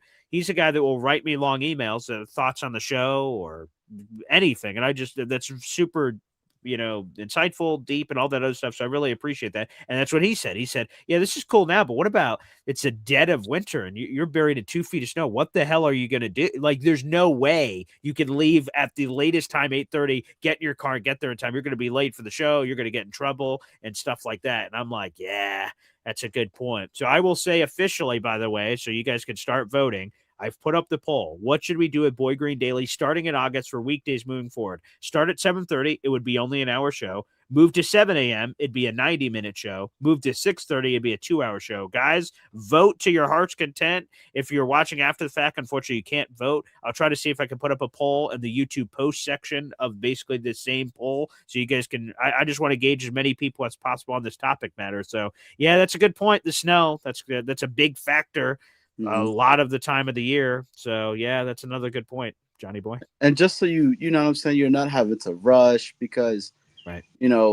there's a giant amount of people that are up that early doing stuff, and to be able to have that, like by that time, bro, normally I'm already like, oh, my dogs are let out, I fed my dogs, I'm up on my second cup of coffee, just enjoying the silence.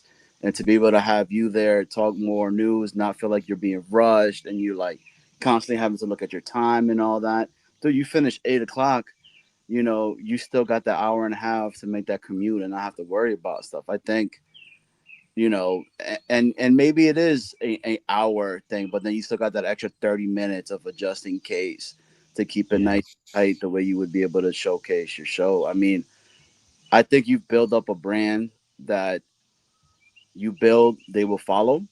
And I think they will continue doing that for you as well. Just proud of you, bro. But Thanks, man. I did want to come up here. Um, and I think Snowball saw it too, like your hard work, because we talked about it, and he was like, "Yo, you saw that, right?" And I was like, "Yeah." I was like, "Yo, that dude's nonstop, man. It's amazing on how hard he works." So, but with your pops coming on, right? Yes. Shout out to pops, man. Normally, like 99.9% of the time, I never agree with anything your pop says, right? No, with all due respect, right? Of With course. all Yes. whatever, right? But I have to agree with him on the wide receiver conversation. That in the sense of, I think the Bills do have a better wide receiving core, just because they're proven. Other than Garrett Wilson, everybody else is question marks that we have as a wide receiving room. I mean, do you agree with that, or am I bugging for that? Say that one more time. So I think I agree with that. I agree with that on the wide receiving room, that the receiving room as of right now, because I think with us we're going off of a lot of potential. We're hoping AD Mitchell turns out to be and takes that step. We're hoping that Omar takes that step. I just wanted to get your thoughts on it, because you said they have DJ Moore, Shakur, and who else on the Bills? The three starters are Joshua Palmer. What's his name? You just mentioned the slot receiver, Khalil Shakir, and then DJ Moore. That's your starting three wide receivers. Yeah, I mean they're a lot more proven than the guys that we have, in my opinion. So I normally don't ever agree with them. Plus, then they have, if you factor in Josh Allen, that's another one. You know what I'm saying? So I hope that it's proven wrong, and the wide receiving room with the Jets is just going to explode, and we're going to be like, oh shit. But anyways, am I cutting in and out, or am I good? You're cutting in and out a little bit, but I'm hearing most of what you're saying. I will reiterate two things, and I'll answer your wide receiver question. I do now have it up on my. So if you guys are watching the show after the fact and you have a stance on what I should do with the show, if you go to YouTube, on my YouTube page, there's all these tabs, videos, live, blah, blah, blah, blah, blah. There's a tab that says posts. Click on that, and you will see a poll that's up. And I imagine it's going to be up until I decide to end it with the same question I'm asking here. So people that are not live on the show, you have a chance to have your voice to be heard. And you guys can do that. It is on YouTube. Long story short, your boy Green has gotten a job working with the Buffalo Bills, which will be 10 a.m. to 12 p.m. Monday through Friday. And I have to be at the radio station by 9:30. It takes an hour to get there, so I have to leave at 8:30. So what should I do with the show? This job is starting in August, and then it'll be in perpetuity moving forward forever, unless I get fired or some new opportunity presents itself. So this decision of what we're doing could have an impact on this show moving forward during the weekdays. It's not a weekend show. It's only Monday through Friday. So we keep the show at 7:30. That would mean it's only an hour show. We move it to 7 a.m. It'd be a 90-minute show, but to Johnny Boy's point, maybe sometimes it's not exactly, I'm pushing it all the way to the limit at 8:30. Sometimes if snow or weather, maybe the show's a little shorter. So keep that in, or move to 6:30. It's a 2-hour show. So vote to your heart's content. Vote live on the show. I want to keep an eye on it. Vote on the YouTube post thing that'll be there. that will probably be a better sense because you guys can vote on that forever. I could keep seeing the vote, so I'd love to see your thoughts. But no, you never agreeing with Pop. I can totally hear that. I think Max said it at the beginning of the show because this show was supposed to happen for a while, so people could comment before the show started.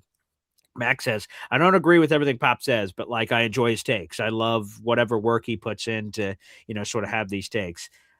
I look at the wide receiver room for the Bills, and I think DJ Moore is overrated. I don't think he's a wide receiver 1. I think he's a solid wide receiver 2. Khalil Shakir's a slot receiver, so that's almost in a separate category itself. And Joshua Palmer was super disappointing last year and had a lot of injuries.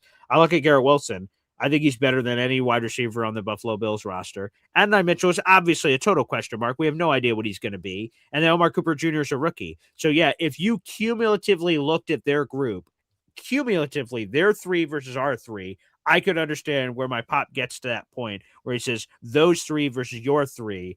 If we're putting potential aside, we're just saying, what are they? I could understand why, what are they, people have that perception. Now, again, I would still rock. If you could say, Paul, you could choose either one, I'd take the Jets 10 times out of 10 of what I would want of the 3 of picking. But I can understand how someone could reach that conclusion.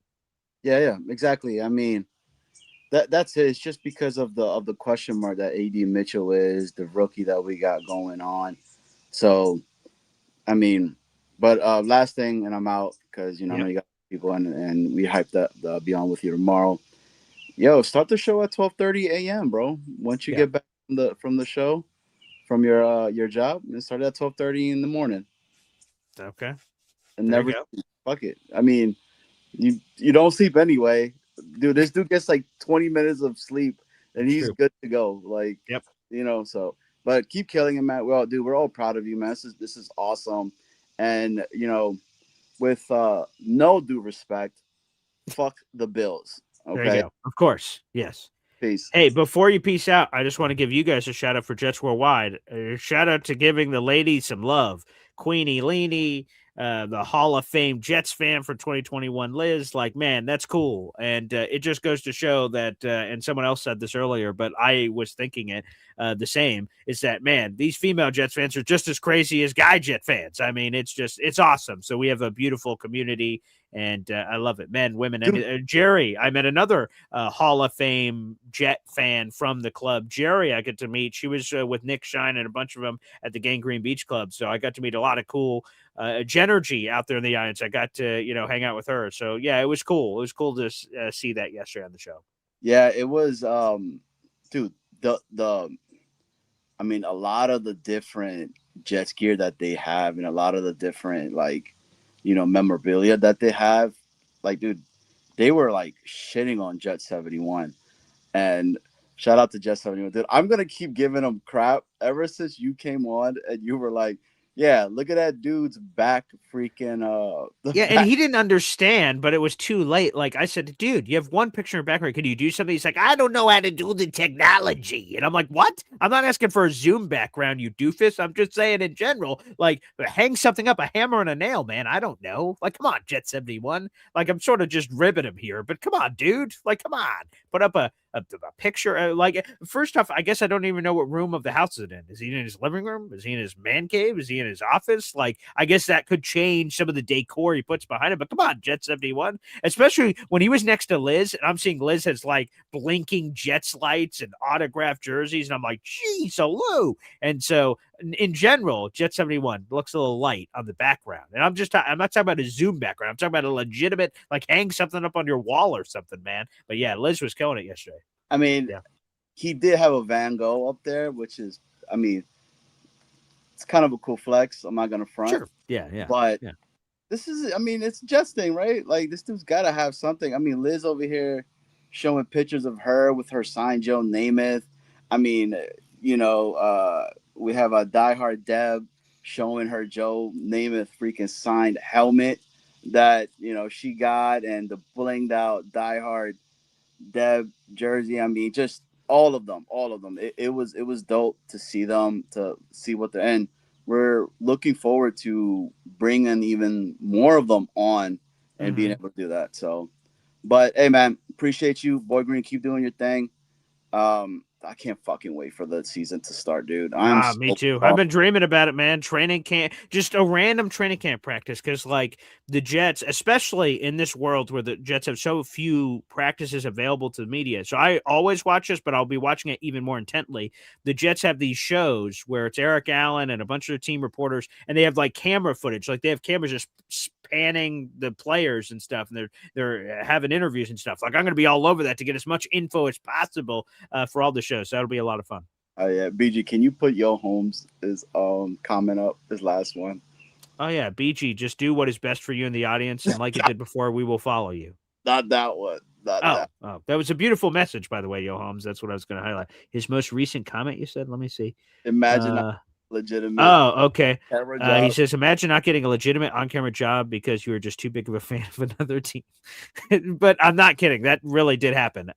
It wasn't.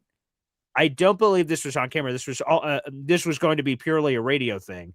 But yes, I'm not kidding. This legitimately happened. I heard behind the scenes, and my radio station was in the market, right? There's a bidding war for Buffalo Bills. There, as much as I hate their guts, right? They have Josh Allen, all this stuff. So there's behind the scenes bidding war that's going on with radio stations fighting to be the one that gets the Bills for all the pomp and circumstance that comes with it. And I get word from one of my bosses like, hey, man, we're in the mix. And I was like, really? Damn, like, that's pretty cool. And they were talking to me about like, hey, man, there may be some work heading your way. I'm like, I love work. Let's go. It's like, well, would it be a conflict with all your jet stuff? And I went like, well, what are you talking about? What kind of work are we talking? And we're going back and forth. And they decided like, we can't market, hey, make sure you watch a Buffalo Bills pregame show with Boy Green, because if they go to my social media, they see I'm a Jets fan. So I don't know. So I understand why they couldn't. I understand why they ended up going, we can't. If it was the Jets, this would be the coolest job of all time. Me doing a Jets for a radio station, getting paid to like do an official pregame show, postgame show, and doing one Jets drive. This would be a dream. And then mix in with Boy Green. This is awesome. And I'm not trying to denigrate it. It's amazing that they've even considered me for this Bills thing. That's super cool. It's an NFL gig. That's awesome. But no, like it's not like they asked me and said, hey, Paul, what do you think? Like, they sort of brought it up and then they made the decision. I don't blame them for making that decision, because if I'm a Bills fan, I'm like, wow, cool. Who the hell is Boy Green? Green, that's a weird color for this, but okay. And then they look me up and go, what the like, people would be upset, I'd imagine, because if I criticize the team, they're like, he's only criticizing him because he's a Jets fan. So I think I could legitimately do an NFL job of being unbiased and give them the real stuff, but I understand why radio stations wouldn't view it in that way. So yes. And I agree with you. I definitely think that you would be able to. I mean, we have a couple of them, right? You got Rich. Yeah. I mean, you got freaking Greeny, right? Sure. I mean, right. Sure. Yeah. You know, I didn't even know, but I'm pretty sure Adam Schefter, he's a Jet fan, if I'm not mistaken. Yeah, he's a quiet Jets fan from what I've heard. He grew up something, but like I've heard him in a few he's done a few like sort of not big time interviews where they would ask him that sort of stuff. And I think he's brought it up, but so I think it's quiet. Yep. All right, well, I got to go back to finish cutting the grass. So right, hey, there you go. Appreciate you keeping hearing you. And everybody, smash the like, hit the sub, get my man up to 10K. Y'all know what time it is. And Pop is always wrong. So there you go. That's the way to do it. Appreciate you. Yes, there you go. Yeah, I don't think the problem is I couldn't hide it. Like obviously my radio station knew. They know how big. They see me every day, for God's sakes. They know how big of a Jets guy I am. So yeah, that was an issue. Yeah. Like I was on a Jets documentary. Like and again, I'm sure Bills fans. I know a bunch of random Bills fans, so I'm sure if I did a pregame show, most Bills fans wouldn't know who I am, and then they would be discovering who the hell is this Jets guy, and that could cause some issues. That could cause some issues for sure. This is a fascinating idea. Before we go back to the phone lines here, let me bring this up. Terrence Hill, who, by the way, is celebrating 2 years as a member to the Boy Green Coffee Club. Shout out, brother. Wow. So in the Espresso Club as well, he says, how about a co-host that stays on while you go to the job? Wow. Well, I mean, that's a huge commitment from somebody. I do the show 7 days a week. Is there a person in their life that'd be willing to, whether it's 7:37, 6:30, I'll give you guys an update on the poll results in a second. Is there someone in the universe that'd be willing to get up every day and be a co-host permanently moving forward? And who would that be? It's interesting. I hadn't thought about something like that. That's fascinating. Then the show could go on. I could hit him up from the car, I guess. Yeah, maybe. Okay. I guess I'm going to have to start taking applications for this job. It pays nothing, but yeah, maybe. Okay, that's interesting. All right. I had never thought about that, Terrence Hill, but I love the ideas. Again, if you have ideas beyond the poll, please let me know. All right, let's give a poll update here on the show. What should we do with Boy Green Daily starting in August for weekdays moving forward? The three choices were stay at 7:30. It's only an hour show. Move to 7 a.m. It's a 90-minute show. Or, sort of adjusted with whatever weather happens to be during the winter. Or move to 6:30, a 2-hour show. Right now, 24% of you say stay at 7:30, man. That's where you've been. 52% of you say move to 7 a.m., 90-minute show. And then 24% of you say move to 6:30, 2-hour show. So the 7:30, 6:30 are both tied at 24%, and move to 7 a.m. That's the most popular so far, 50% of the votes. So fascinating. Okay. Like I said, also, if you go to my YouTube post section, you guys can also vote there. So I'm hitting the refresh button to see if we have any votes there. So far we have some votes. It's keep the show at 7:30 is 100% of the votes so far. All right. Well, like I said, I'm going to keep gauging you guys and try to see what you guys think. Again, I'm not basing my decision off only today's poll results. I will try to see what's going on. But I love it. Thank you, Terrence. Some cool ideas. Okay. Nice. Okay. I will work on that. All right, as Pop says, take the like button to Pound Town. Free way to contribute to the show. All right, let's go back to the phone lines here. We got plenty of people trying to call into the program. Up next is C. What's up, C? Hey, Paul, how you doing? Listen, yeah, I have my take on this whole thing. Great. You have to do what's best for you. Okay. What are you, like 33 years old now? That's exactly what I am, yes. I do not want to see you in 10 years sitting in your house behind a microphone. I think you have more potential than that. You can be another Rich Eisen. You can be on Well, look, this is the truth. You can be on ESPN. You could be on NFL Network. People have to understand that, this is your livelihood. Mm-hmm. This is what you do. This is how you support your family.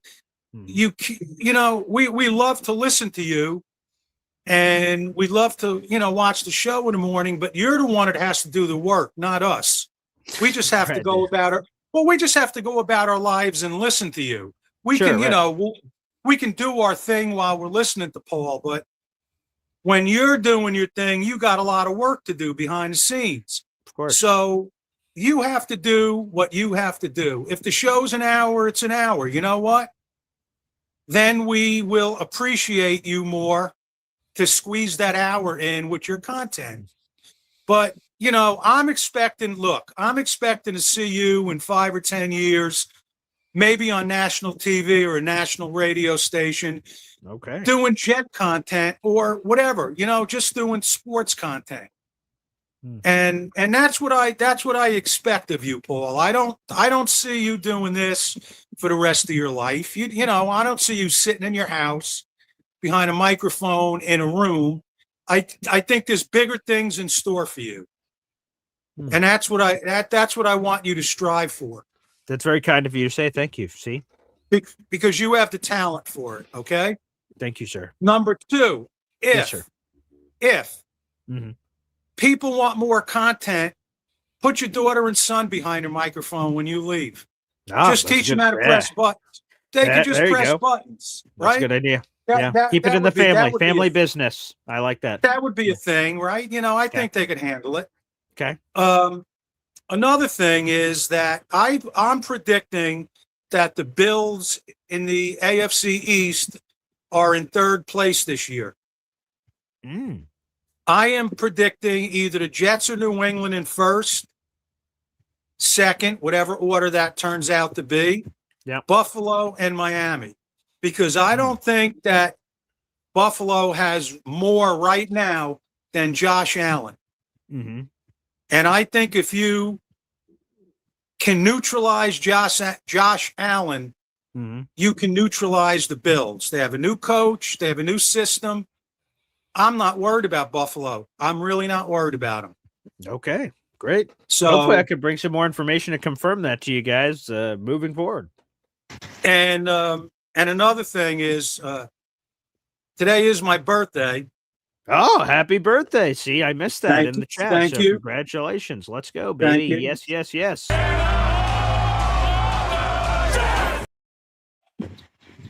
Hey, man, 72 years young.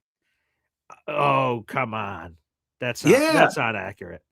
72 years young today. I can't believe it. Good Lord. See, well, you I look do. like you're in incredible shape, and we've sort of been on your journey a little bit for that. That's you're doing awesome. That's amazing. Well, happy birthday, man. I hope you have some good stuff planned today. Today, not much. Tomorrow, we're having a cookout with the family. Oh, awesome. That's great. I'm happy for you guys. So, Saturday's a bad day for everybody. Sunday's a good day for everybody. But anyway, Paul, like I said, do what you have to do. Yes, sir. Don't limit yourself, man. You have more potential than just this. Thank you. Okay? Thank you, sir.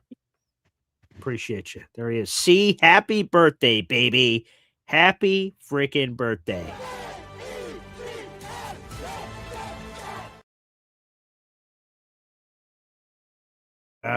I see, again, huge happy birthday. That's amazing. I saw Barbara ask this question. Great question. What about your shows of Manchild and Woody? So unfortunately, the Woody ones ended in the spring at some point. It was somewhere in there after the draft, maybe. Woody had a change in, hey, I guess this just happens to everyone. He had a change in his life with his job where it was no longer possible. So the Woody shows don't exist. And I don't, to be candid with everybody, I don't see them coming back as they were before. If the Woody shows came back, it would have to just be totally different. So I'd have to work with Woody on that, what that would look like. So the Woody shows are sort of on ice, maybe forever. I love Woody, and we're going to do our tailgate together, Barbara. So I can't wait to see you and your husband, your Vikings fan husband. Skull. He probably found that condescending if he's in the other room. I don't mean it like a steal. Skull. I don't know the proper term. Skull. I don't know how I'm supposed to say that, but shout out to your Vikings husband. But no, me and Woody will be there to meet you again, but hang out with you and your husband at the tailgate. So that part's great. He's a dear friend, and that's amazing.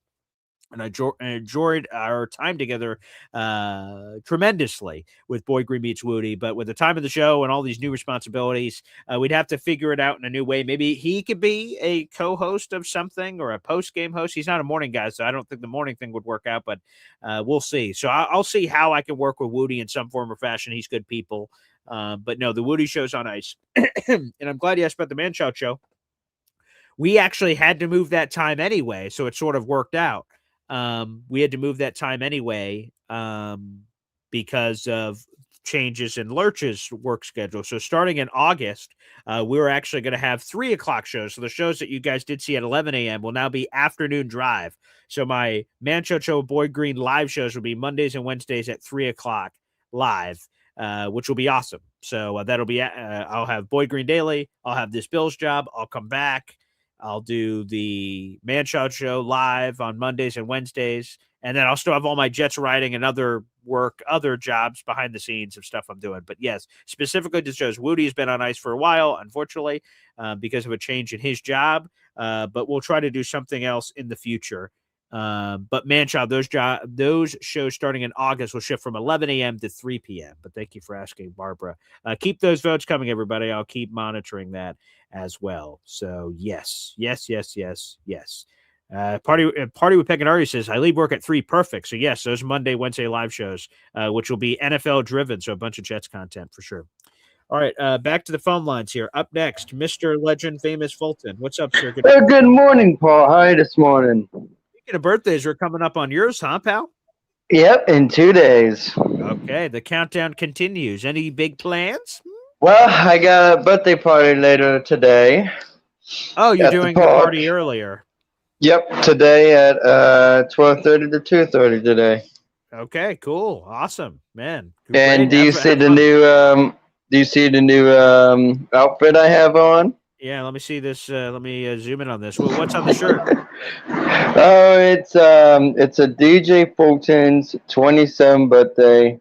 Oh, cool. A custom July shirt. 20th.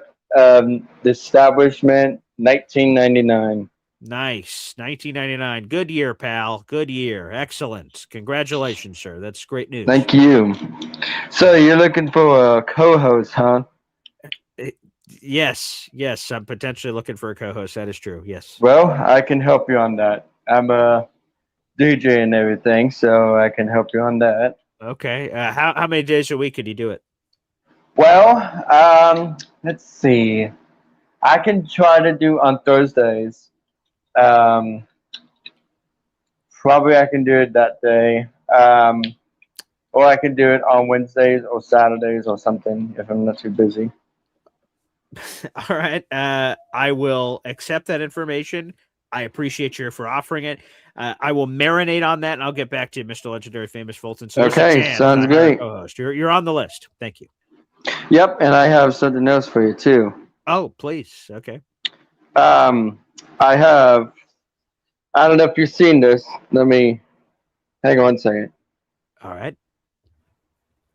This right here, I had a friend did this for me once, Okay. and he did like a oh, what was it? Oh, it was a Chuck the chicken, collect the chicken. Chuck the chicken. Who's Chuck the chicken? I'll give you a hint. Give me Okay. a second. I gotta. Here we go. This is collect. Oh, Cluck Cluck. Oh, I thought the you were saying chicken. Chuck. Oh, Cluck Chuck the the. chicken. Okay. Oh yeah. Oh, Jesus. Whatever Oh, it is. who the hell? All right. Oh, he said happy birthday, Mr. Fulton. Okay, there you go. Well, Yep. It says, Chuck the chick.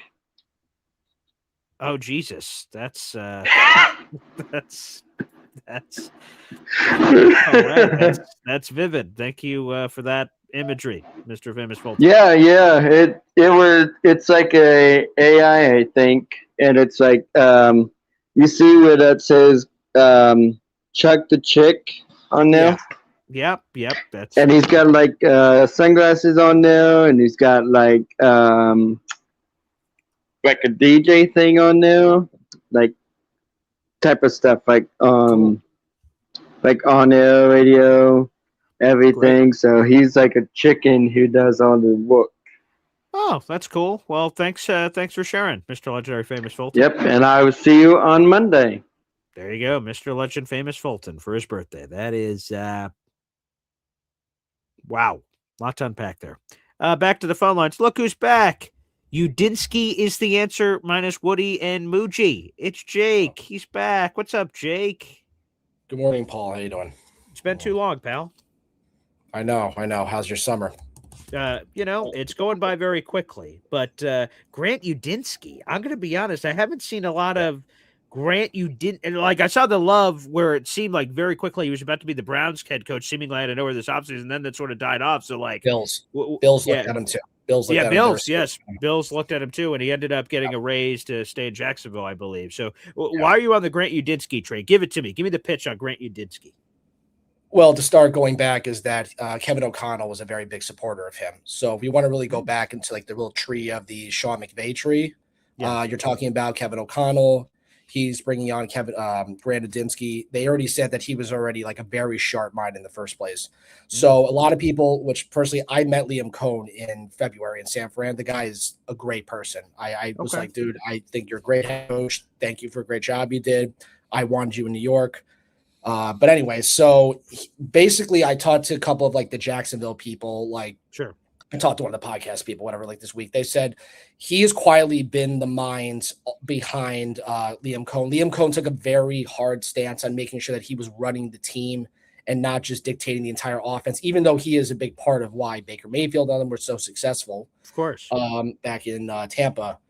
And they said that Grant is already, the fact he's already been getting head coaching looks means that he's going to get a head coaching job next year. And because of that, Shane Waldron, who was the offensive coordinator in Seattle, He was brought into Jacksonville. He's already been promoted to assistant head coach. They're preparing as if that Udinski's going to get a head coaching job next year. So he's already, and if I've done my research already, he's already the top of the list of the biggest offensive minds coming out next year. Like they already are comparing him to like one of the next big McVay names. I know everyone throws that out there. Yeah, but the kid at 30, 31 is already top of that list. And I'm at a point of believing that if anything from, and look, I'm going to say this truthfully, like Muggy's doing like the Joe Douglas thing. He had one good first round of 3 players and hasn't had good many first round picks. I'm sorry, many mid round picks. So I still got to see a lot more from him before I can even declare him the guy I'm comfortable drafting a quarterback, which is when then we can actually assess if Muggy's the guy. We don't even know that yet. And I'm just being very fair. I'm not just being negative. I'm being fair about that. No, I agree. So I just think ultimately we need the offensive mind here if you want to compete with Drake May, you want to compete with Josh Allen, because look what the Buffalo Bills did. I know they didn't take Udinski, but what did they do? They made Brady the head coach. They've realized as much as McDermott was this adult in the room, he wasn't cutting it. And I know everyone will go look at Seattle and say, oh, they had McDonald, but they also had Clint Kubiak, who was a solid offensive mind. And obviously because McDonald won the Super Bowl, they're not firing him, they're keeping him. The offensive coordinator is the massive part. And that's why I'm not buying Frank Wright. The guy was out of a job for 2 years, except that he was the interim head coach at Stanford. So I'm not buying into Frank Wright being the guy that's going to be here the long term, or he's going to even be here if Glenn gets fired by week 7. Who knows? So I'm just looking at the situation of realizing that if they're going to have their future offensive minded guy that's going to actually groom the quarterback with the quarterbacks coming out next year, I'm endorsing that, and I think that's the only way they're going to compete in this division. I'm not buying into this thought that Aaron Glenn's going to figure it out. I'm like, guys, I'm not forgetting last year. He was a train wreck last year. And this year he's got a couple of good offensive weapons, fine. But let's not forget, he took David Bailey because he's desperate for a job instead of Arvell Reese. Arvell Reese is going to be the better player. They took a couple of, they took Minkah Fitzpatrick. He's just taking people that he wants to fit his defense. But if he's not good next year, then in my opinion, what Udinski will do, he's going to get like what Sean McVay did. He's going to get a Wade Phillips kind of guy who was a head coach and experienced in defense. Get someone who knows how, because I'm not saying that Udinski's going to walk in and be like, I know how to be a head coach. He's not going to be ignorant. Like I've watched his interviews, and a lot of people and the people the Jaguars group said he's a very humble guy. He's not ignorant. He understands the players. So he's a mixture of understanding the game and understanding how to be a player's coach. But I think he would surround himself with the right players after what O'Connell did, bringing Brian Flores, which was a good move for at least as a defensive coordinator, as a head coach. Definitely. I think they're going to follow this. They would follow the same blueprint. And I'm going to be fair. If Udinski wants to bring his own general manager here, I'm not against it. I'd rather have someone he knows he's on the same page with, unless Muggy has some connection between O'Connell or whatever. Wait, actually, no, that I think of it. Isn't he like his roommate? I just realized that. Muggy and O'Connell were San Diego State. They were roommates, teammates, and they played the same position. So they were studying in the same rooms together. They're both in the quarterback room at San Diego State. Okay, so maybe that's an argument you can keep Muggy. Also, remember the whole like Todd McShay and Joe Douglas thing. Like that was always a discussion. So like I'm not really buying into the roommate thing. Like at the end of the day, it has to work. Of course. So if Udinski is gung-ho about bringing his own guy in, I'm completely fine with that, because then it'll give us a new perspective on someone who knows how to build an offense with the right players. But I don't know. I'm just not crazy about Muggy until I start seeing him draft the quarterback and it works well. But that's why I'm thinking that if he knows, because the 33rd team was, an arranged marriage, and that was Bowles and McCagnon. So, if Muggy keeps his job if Glenn is gone, which he probably will be, then he has to prove that the guy he's going to pair himself with, he can actually work with him and draft a quarterback, because he gets one stab at it. Like, understand, he will get one stab. I know, like, we can say Justin Fields was a free agent signing, but that was kind of like, that's a strike right there. It didn't work out, and he did trade him out of town, which I'll give him credit for, and he got a draft pick for it. Yeah. But I need to see what he does when he actually gets his stab at drafting a quarterback. But at the same time, if Udinski is not comfortable in and wants his guy, then so be it. I'm for that. So I'm not trying to be an asshole. I'm just being realistic as looking collectively around the league. Is Udinski looks like the next big name, and it's somebody and it's not like taking Adam Gase, who was a tread higher and was an offensive mind. The kid is young, he's hungry, and like I said, if he hires the right defensive coordinator like a Wade Phillips, and they all get on the same page and know how to draft the right quarterback with the talent that they have, which is decent, but they have a lot more work to do. You know what? Then I can get on board with them finally competing in this. Otherwise, Aaron Glenn's just a waste of another year of the next 9,000 defensive coordinator that Woody Johnson hired, which I'm just sick and tired of. And he showed me he learned absolutely nothing after firing Salas. So, yeah, I would say two things here. If this universe exists where they hired Grant, I would 100% want whoever his Wade Phillips is for Sean. He would, to be that young, I would feel a lot better with just a season. And Wade Phillips was such a great example of someone who's been a former NFL head coach before. He's forgotten more football than most people ever know. His father bummed. So like that I think would be very important for Grant. The one devil's advocate thing I'll say about Frank, you mentioned that he's been out of the league, and that's true. And I can't say anything about that. And then obviously the end of his tenure was terrible. So end of tenure, terrible. And then he wasn't in the league. It sounded like after his Carolina stint, from the article, like 2 or 3 months after it was over, he made it seem like he didn't want to come back to football. So I don't know if that was he couldn't get a job and he begged for a job, he couldn't get one, versus he chose not to have a job and he thought he was going to retire. So that's the only thing I would say about the time away. The time away is the time away. So if that is perceived as a negative because he could have lost whatever the current modern game is, that's fine. But the only thing I would push back on is it sounded like he didn't want to get back into it. It seemed like he was fine with him and his wife and just living in the Carolinas forever in retirement. That felt like more of the reason that he didn't take a gig. So you're saying that he preferred retirement? I'm a little confused though. Like, so why did he come back then? Or why did he take the Jets job? Like, why would he? The same thing for Stanford, right? Andrew Luck asked him for a favor. Hey, can you be the interim guy? He was in retirement. He's like, all right, I guess. And then it seemed like he was heading towards retirement again. Aaron Glenn's like, hey man, can you do this for me? He's like, it's my former teammate. All right. It seems like that's the reason both times, it appears.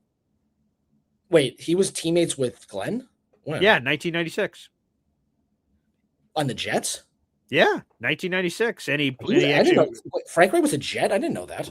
Oh yeah, he was a Jet for that season in 1996. He was mostly, of course, known for his time with the Buffalo Bills. But yeah, they were teammates in 1996. I think he started 1 or 2 games, but that season, of course, was terrible. They went 1-15 that year. But yeah, they're former teammates. So I think it was more so a favor. It seemed like a couple other teams approached him. The Eagles, that was reported, they approached him to join Sirianni's staff, and he turned that down. And he was just sort of sitting on it. So again, I don't know if he's going to be great or anything. The only thing I know is there is a floor raised here. Floor gets raised to what? 25, 20, 18, 22, 23. I don't know. I just feel good with his experience. And Bill Musgrave also being in that room. That gives me more confidence about this room, knowing what the blank they're doing for the first time in a while. That's the thing that gives me some level of something.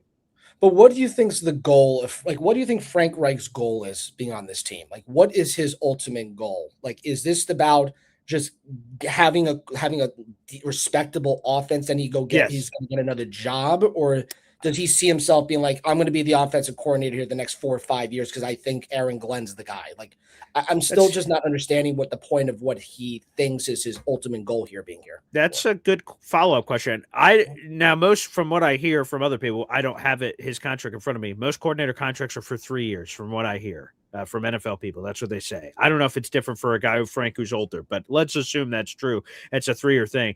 I would assume that his plan, especially with his pondering retirement multiple times here recently, is he gets the Jets back to some level of respectability. Again, whatever that is, slowly, fast, however, he gets it back to respectability. And then this may be too big of a leap. Maybe it's someone else, but I'll use this name because he's on the team. Is Seth Ryan the Padawan to Yoda, and he's learning from Frank, and then when Frank's ready to hang up the keys, it's a baton pass. Rex Ryan's son?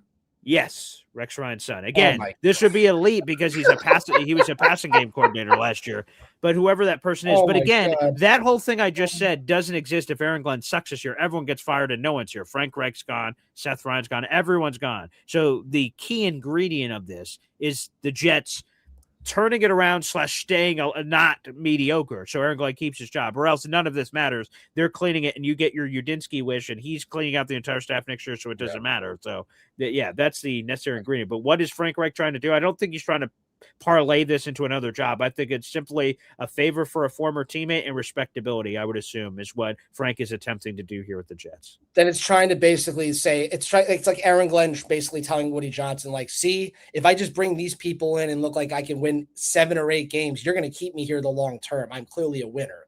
But there's no goal, and this kind of goes into my next question, Paul. Yeah. At what point can you tell yourself that Geno Smith is just such a mistake for this team? A complete mistake. What was your preferred path? My preferred path? At quarterback. So, right, you say Geno was a mistake. What would you have Tanner McKee. It was Tanner McKee, because the kid at least has coming from a system that had a chance with Frank Wright to maybe look kind of formidable, and maybe you had a chance of finding your quarterback. You know what Geno Smith is. If Geno Smith is just here just to make you look like a 7-8 win team, great. Okay, so now you're going to miss out on the quarterbacks and you don't know if Aaron Glenn's the future. Wonderful. Or you tell yourself, okay, you know what? Geno Smith, he was just cheap and we just didn't want to pay for anybody else, and we're just going to take him because he was just such a train wreck in Vegas. Yeah. I'm just telling you, I don't, whatever we can talk about the news of him pulled over, this is all just a bad look. It's all just a bad look. Bad optics. It's bad press. I don't need any more bad press with this team that's already a train wreck of a franchise in the first place. And I'm sorry, but look, I may have said this to you before or not, is I met the team I was at a bar one night, and I met the daughter of the team doctor of the Seattle Seahawks. Like, really nice girl. Oh, you've not told me this, so whatever the story is, I haven't heard. I met her one night in Brooklyn randomly. It's a true story. Okay. And we were texting back and forth, and she said, like, what do you, who's your team? I said, I'm a Jets fan. She just, laugh aloud emojis, whatever. Yeah. And she just said, oh, you're enjoying Geno right now, right? I said, well, I didn't want him. I don't support anything they're doing. She said, quote unquote, we were so happy to get rid of him. Oh, wow. So you can tell that there was a reason why McDonald got rid of him as fast as possible. That I know they can say, well, Sam Darnold was a better option. Obviously, they won the Super Bowl, so sure, yeah. I mean, it's a good show. I'm not gonna knack him and Snyder for that. But the reality is that you see how after he had his one decent year in Seattle, I don't know why everyone thought he was an MVP. I was ready to vomit hearing that. He was a train wreck at the end of Seattle. He was a train wreck in Vegas, regardless of like the whole Pete Carroll situation. Even though he kind of brought in a guy he wanted, let's not forget that he did have him in Seattle, so that was his choice and Brady's choice. So what makes me think now he's just going to come here and be this guy that's going to like revolutionize the offense and keep Aaron Glenn's job and know how to be a leader? The guy's just an arrogant idiot. I'm sorry. He is just an arrogant idiot. And I just, to me, the only purpose I see him being here is like, good. You want to help us tank and get Woody? Maybe Woody gone. Get Glenn out of here and just like completely shut the whole thing down. Sure, I'm going to endorse that all next year, because if that's what it's going to take to get Yadinsky here, I'm just like, the quarterback room to me looks worse. It looks worse. At least Tyrod was like a more respectable guy to be here as a backup and a quarterback that knows how to be a leader, because I know him, over Geno Smith, who's just an arrogant prick who's just going to go out there and assume he's just some dude. The guy got punched in the face. I mean, it's like, do people just forget these things happens? It's like, clearly the guy is a head case. He clearly has problems with women. He clearly has problems with the law. So what are we supposed to say here? That we want this guy's to face? There's already, I'm not going to get into politics, but obviously there's enough drama with Jackson Dart with the Giants right now after what he did. So do we really need more problems at quarterback? Do we really need more headlines that go along with this? No. What fan wants that right now? I mean, what happens by like week 6 of like him and David Bailey getting a fight over like, a bad, bet they made over a girl they were going to go like have whatever with, like who the hell knows? Like anything can happen. And and the guy also like couldn't tell the difference of like West Coast time and East Coast time when we played the Chargers. I remember that game. That was a story that a lot of people want to see, you remember that story, right? I do. Yeah, he was late for a meeting because he didn't have the time zone difference, and he got in trouble. Yeah. This is the guy you want as your starting quarterback? I'm like, come on, man. I'm just Paul. I mean, I don't know. What's your take on that? I'm just an honest. I don't believe that Yeah, and I don't want to put words in your mouth, but essentially, like the quarterback room of last year with Tyrod Taylor or Justin, I believe Geno is better than that. Now, how much better than that? That's up to interpretation. But Geno Smith, since becoming a full-time starter in 2022, his completion percentage has been among the highest in football. That's great. That's far more accurate than what we were getting from Justin Fields last year, and then Tyrod was he's made of glass, like he couldn't stay on the field either. So that I feel good about that we're going to get completion percentage. Now, of every year that Geno has started at least 13 games, he's thrown at least 9 interceptions in every season, at least, if not more. And more times than not, it's been more, obviously, because 9's been the floor in those seasons. So he throws a lot of picks and occasionally has touchdown splashes. The 30 touchdown season is one you referenced, the one halfway decent year where he won comeback player of the year. So it has to be better than what it was last year. How much better? That's the debate point of what people believe that the Jets can be. Is it 5 wins? Is it 7 wins? Is it 8 wins? Is it whatever? That's all based on what version of Geno Smith people in the audience believe they're going to get. I believe whatever version of Geno Smith we're going to get is clearly better than what we had last season. Okay, look, I mean, I'm not going to. But that's not saying much either. The quarterback play was terrible last year, so I'm not getting. That's not a massive compliment. But I'm not saying Geno can't throw any football, but it's just at this point now, like you want to make an argument that the franchise has changed their culture, and I just don't see how Geno Smith is the guy that's going to bring this maturity to the team. I mean, just like for Mushy to want to keep his job, or even Aaron Glenn, which I don't know. I'm going to ask you that in a second.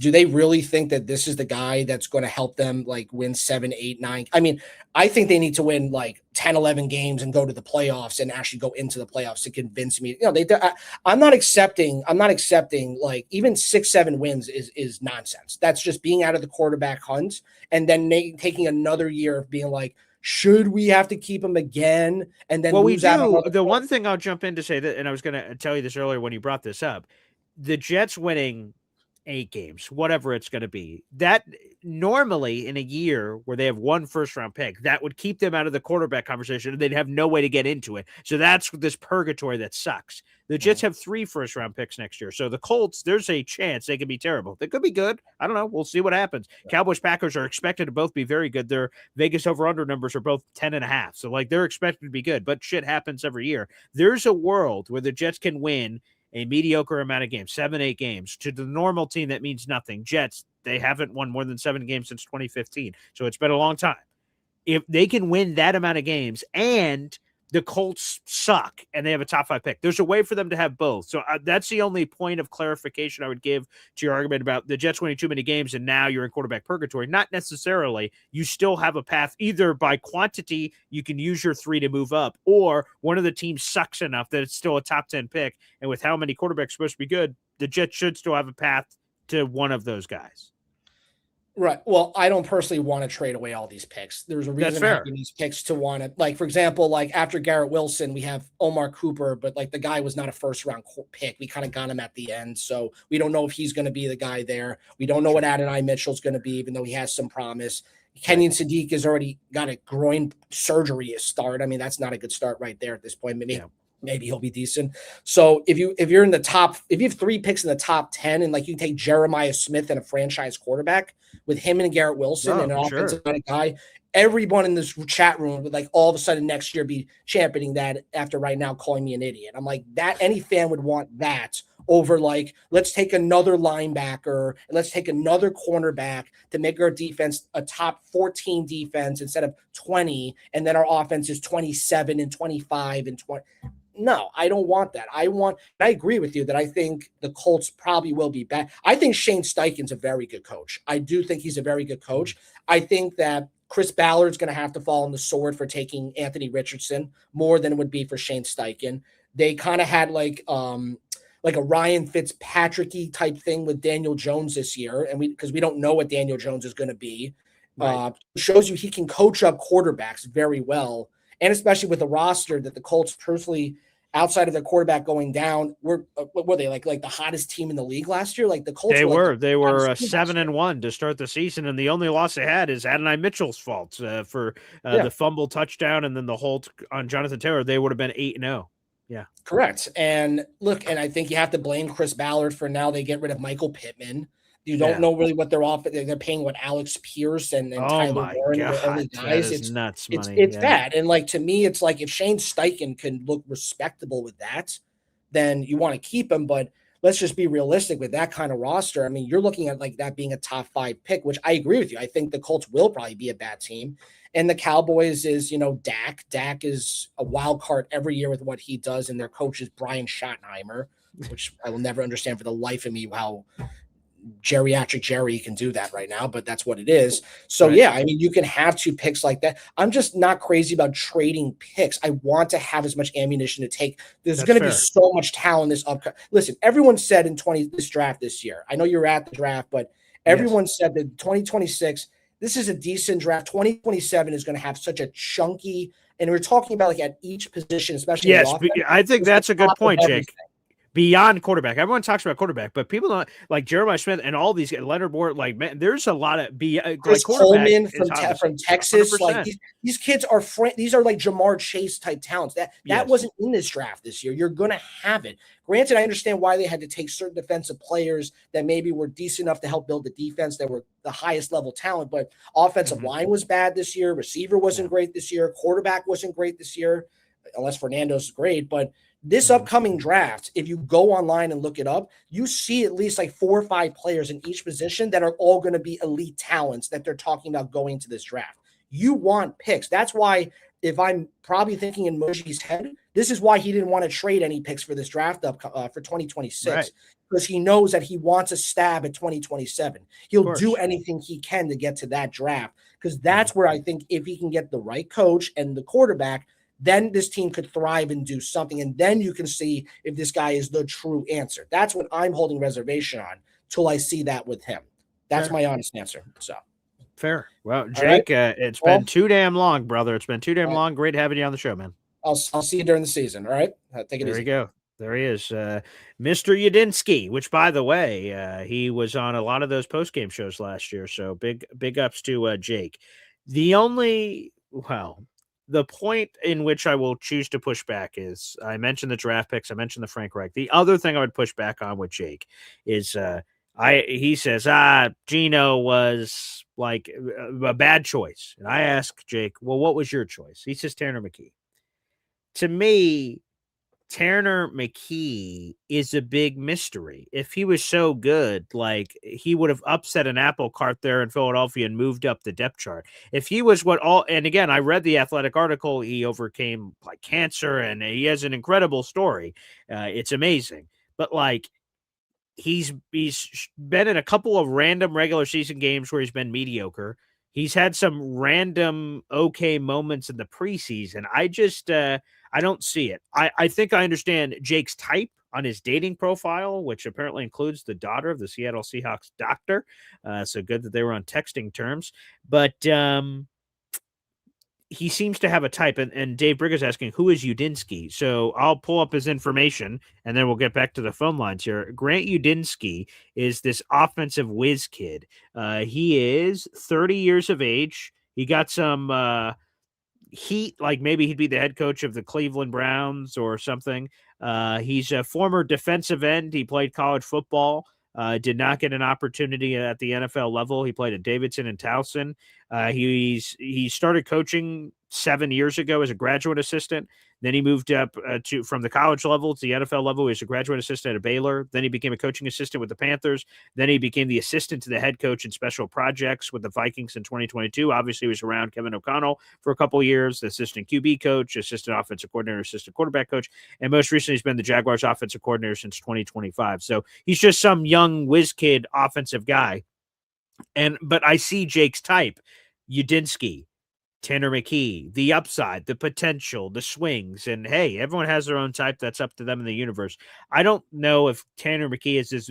It's an ice cream flavor. Is to me, I think the point of consternation here between myself and a Jake Klein about Geno Smith versus Tanner McKee is the flavor is different. What you're going for. I want the floor guy. I want the guy who raises the floor in Geno Smith and can get us back to respectability of 7 or 8 games, wins, and maybe it's more than that, and stability, Frank Reich stability. That's what I want.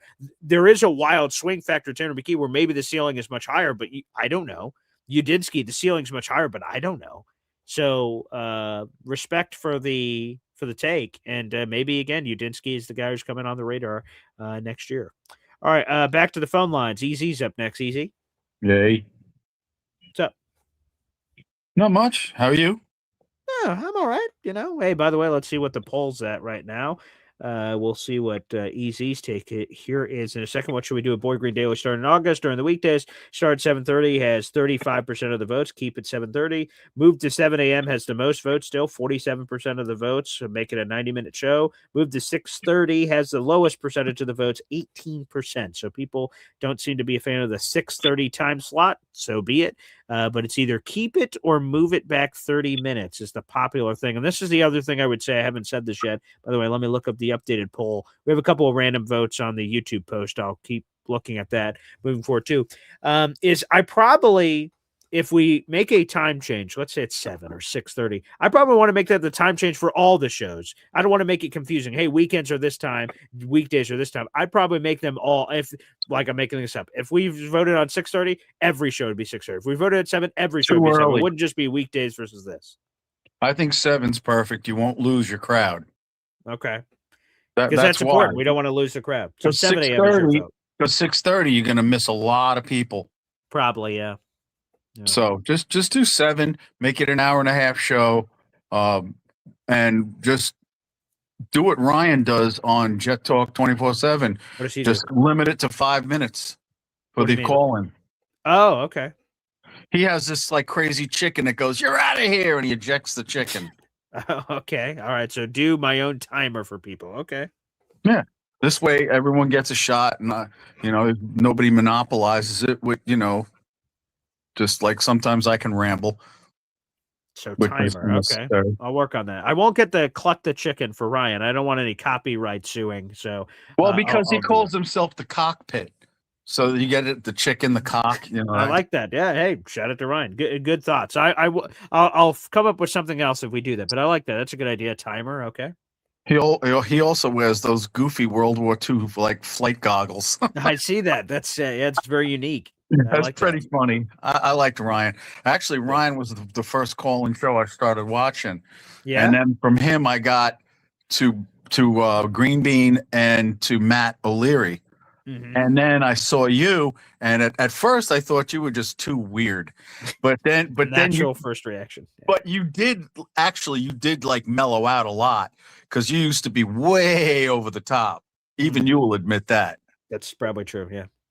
So, but now you're mellow. And listen, I want to say congratulations on this gig. Thanks, you sir. have got your foot in the door with an NFL team. It's pretty sweet. I mean, your foot's in the door. Okay, so you're with the Bills, but you're up in Oswego. I mean, it's a good fit. You get to be with the family. You get to do this. You still get to do your show. We're just going to start calling you Little Boy Blue Daily. That's going to get very awkward during Jets Bills weeks. Like, who's Paul? Whose side is Paul? Who do you think's going to win? And then you're going to be ridiculous and say Jets is 57-18 or something. Yeah, that's definitely going to happen. I can confirm. Yeah, you'll definitely raise eyebrows, and then people will start to go, "No wonder his name's Boy Green." Yeah, see, but you're working behind. You're not in front of the camera. You're behind the camera. Or so even on mic, I don't believe. There may be, I just was told yesterday, there's a chance I do some small on-air bits, but it wouldn't be engaging with Buffalo Bills people. It would simply be like reading scripts, like a sports update. Hey, I probably wouldn't get to use my name, or maybe I would. I don't know. We'll see whether it's Boy Green or Paul Esden. Let's go Paul Esden. Yeah, right. So probably Paul Esden. And here's the update. Here's what's going on. Wow, the Bills cut this guy. The Jets traded for this guy. The Giants traded for this guy. Back to you guys in the studio, Paul Esden Jr. I may do stuff like that. Yeah, you could concentrate on the New York teams. Yes, right. Yeah, so it's probably that, or overall massive NFL Jets, news, Giants, like if Bills, Micah Jets, Parsons and got Giants. traded or something. Yeah, so there may be updates. So I was informed yesterday there may be small on-air roles, but hey, foot in the door, maybe that leads to something else. So, well, hopefully, you can work for the Jets one day. I know that's your dream job. Sweet. I know that's your dream job. 100%. Yeah, because when they win a Super Bowl, I get a Super Bowl ring. That's the best. Yeah. You would probably get a Brazilian to work for the Jets. Yeah. I would do You would anything. shave your beard and get a Brazilian to work for the Jets, I would do whatever they told me to do if I could work for the Jets. That's true. provided they let you grow it back. That's true. Yeah, right. Chia, let it grow back, hopefully, right? An initial hazing process or something. But yeah, if they'd bring it back, that'd be great. Yeah, I don't think I look this. I've heard other people compliment that the less beard looks better, but my fiance disagrees. No, hey, happy wife, happy life. Yep, that's right. Speaking of which, Sure. when are you getting married? It's a good question. Well, now that we've done all the serious stuff, right? Kids, the house thing, if that all continues to go in the right direction. So, yeah, I don't think there's anything left. Yeah, It's time. I mean, do you foresee yourself doing anything stupid enough to get her to leave you? God, I hope not. Yep. Well, you're a lucky man that you have a loving woman that cares about you, and you got two beautiful young children. Hey, we need an update. We need a Zariah Luna update because she doesn't look like that anymore. She's getting to be she's a big girl now. You got to do a new thing. That's true. And I got to get something for the son. He is a better talker than his sister is. So we'll have to get him on the mic. Do the wow. Yeah, that'd be great. We got to add that in. I think you're right. And then we don't have to hear the Muttley laugh at the end. Right. Yeah, that's true. But that's all part of the charm. And your dad, because your dad's in that little clip, and it's Zariah says, "Wow!" You start doing the Muttley laugh, and then your dad just cracks this big grin. Yeah. It's funny. Yeah, huge grin. Yeah. Well, I mean, he's a proud pop. Of course, as he should be. That's awesome. I hopefully won't know that feeling for a very long time. I'm not ready to be a grandpa anytime soon, but yeah, I'm sure that's got to be a super cool feeling. It was funny the other day. I was talking to my daughter on the phone. My grandson was in the back of the car because my daughter was driving, and he just went apeshit. He wanted mommy's attention, so we had to stop the phone call. Mm-hmm. But 3-year-olds. He's a 3-year-old, so. Mac says this: what are the odds that Easy actually shows up to the tailgate? 17% chance of showing up is his odds right now. Can I put a wager on that? Sure. Yeah. Would that be considered an inside wager? Yeah, sure, Mac. Go ahead. Yeah. Unless I'm dead or dying, I'm going. Okay, because I want to do some songs with him. Well, technically, aren't we all dying? Like every day, we're getting closer to whatever that date is. So, all right. So I ain't dead. So unless I'm dead. Okay. But is there a guy who watches our show that plays bass? That's a good question. We have a few musicians in the audience. Some are louder than others in terms of like talking about it. Some don't talk about it at all. So there has to. Okay, shout out. Yeah, if there's someone who plays bass in the audience, that'd be great. Let's put a whole band together. That's what I'm saying. Just we'll do like a 5-song set. Yeah, I like it. I'll learn whatever songs I want, and we'll just do a little 5-song set, and then I'll go grab a beer. Yeah, and get ready for the game. Let's go. That will be available. Let's ride. Okay. All right. So sorry, Mac, but your bets are falling on deaf ears. So I wanted to know, are the Jets are going to be using the Namath jerseys, I think this year too, as along with those Gotham. Oh, jerseys, are they? right? Oh, did I miss that? I did not see that. The only ones I saw. Oh, if you're asking, the only ones I saw is obviously all their normal uniforms, their new regular uniforms, and then they're using the. I'm gonna get the years wrong. I used to have a graphic that had all the years of eras, but it's the pre-2019 era. That one is the one they're bringing back out at some point. I saw Minka. I don't have the picture anymore, but Minka had it where it's the white jerseys that had the white stripe blocks. That one of the Jets logo on the side. That one from like it was 2000. I like the ones that they had. Or something. Yeah, I like the ones they had with Parcells because the newer ones had the stripes. The newer version of the classic jersey have those stripes that come here and stop, and it looks all clunky and wonky. Yes, it doesn't flow nice. Right.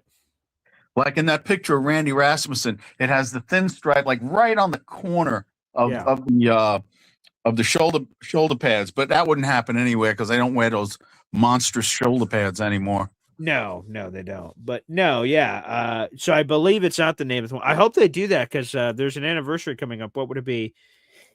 2 or 3 years from now, we're going to have the 60th anniversary. So maybe they do it that season where they bring them back. That'd be cool. I love those jerseys. Yep. Well, Namath wore like a bunch of different versions of that jersey too. I guess that's true, right? He had the If ones you think where, about his years, yeah. and I wish they would put the longer sleeves back. The one thing I liked about Aaron Rodgers is he wore the traditional uniform. He didn't have it all like his sleeve went down to his elbow.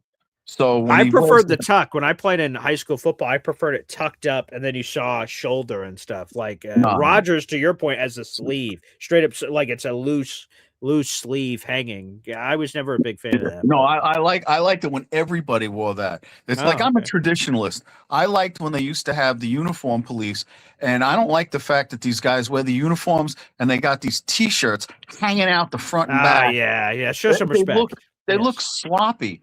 I agree. They look sloppy. I want their shirts tucked in. They're Yes, football players. This is the pro league, okay? right. I want them to tuck their shirts in, and just Yeah, like baseball, I like when the baseball players wear the high socks. sure. I love the high socks. I love the way that looks. It's traditional. It looks like a uniform. Now you get some of the guys wear the high socks, and some of the guys just pull the pants down all the way around their ankles. Yeah, I like the baseball socks, and I me like too. when the football uniforms are nice and tight and everything's tucked in and it looks neat. They're professionals, especially now. They're all millionaires. Look Yeah, like one, 100%. play like one. Well said. All right. Anyway, you guys have a good one. All right, clock. Again, I got to work on something new, I guess. I'll work on that behind the scenes. So thank you. I see this nice message as we're about to go back to the phone lines here to one of my favorites. Gator McCluskey says, congrats, BG. Great opportunity. Well deserved. Thank you. It's cool to get a chance to work with an NFL team. So, yeah, this is a job that starts in August and forever. It's an all year round job. So I will be doing that moving forward. So appreciate it. All right, let's go back to the phone lines. I need this guy's take on what the hell we should be doing. Howdy. Bad Shaw. What's up, Can pal? you hear me? I can. Mine's delayed. Okay, 1 second. We'll kick you out, and there you go. Oh, he kicked himself out. There you go. Nice. We'll get Batshot back in just a second here. On the phone lines, the pin comment on youtube.com/boygreen25 is how you can call into the show. Like the video, hit subscribe. Appreciate everybody's tuning in on this beautiful Saturday morning on July 18th. Again, we're a week away from rookies reporting for camp, and then 10 days away from veterans reporting to camp, which means we're 11 days away from our first training camp practice. Under 2 weeks away. Let's go, baby. Let's bring them in. Take two. Badshaw. What's up, man? What's going on? Literally, my phone is trained to like only have signal if I'm sitting right on the shitter. Like, Okay. if I set my phone anywhere else, I lose connection. It's weird, but Okay, that's all right. So, Badshaw, what do you think we should be doing with the show? so the time thing to me isn't as important. Like when you start, this is my thing, and I was telling Phil this the other day. So when I started watching Jets content, yep, you were one of the first that I discovered, but I and it was a operating error. I didn't know how to call in the show at first, so I was like, and I was watching on Facebook, and so you'd be like, get on the call-in link, and I'm like, well, where the fuck's the call-in? So it was definitely on me. So then I can't remember, I was watching another show. They did call-ins later, like after work, and I was watching it, and then I finally figured out your whole thing, and then you were my age and all that stuff. But anyway, yeah, I'm starting to ramble. I know somebody was saying something. I guess there was a rambling guy on earlier. No, it's fine. And anyway, you know, I always liked that you did call-ins every day, and and honestly, that's one of my favorite parts of the show is, especially in times like this where there's not a lot going on right now. Mm-hmm. So I like to hear like just different people, like NY Jets FL. He was one of the first callers that was like kind of the reason I started calling in, because I liked his takes, Ricky, and back then I liked Johnny, you know. And anyway, I just kind of over time, that was my thing. So my deal is, I just don't want it to take away from the callers. Okay. Like, I want to make sure, you know, that in my that's just my opinion. I mean, Sure, obviously I'm going to watch regardless of what we do, but that was something that drew me to the show. Okay, let me ask you something. Not just because, well, I want to get on here and Yeah. So let me ask you something about the phone lines, right? Because so no matter what, the show length will be altered. I mean, unless I do it like 4:30 in the morning or something, like where I just no matter what the length is, it can stay whatever that is. So like right now, for instance, it's 2.5 hours. This couldn't happen normally on the weekdays when this new job starts. But EZ just brought up that there's some sort of a timer. And like every caller has whatever it is, 3 minutes, 4 minutes, 5 minutes, whatever. And everyone has the same equal representation. So some people don't have to use their full 5 minutes. It could be 30 seconds or something if they just want to say something real quick. But he says that will organize it in this new world that you have a timer and you kick people off after the timer's on the screen or something. I'd have to figure out whatever it has to look like for that. Would that kill the phone call thing for you if there was a timer for people?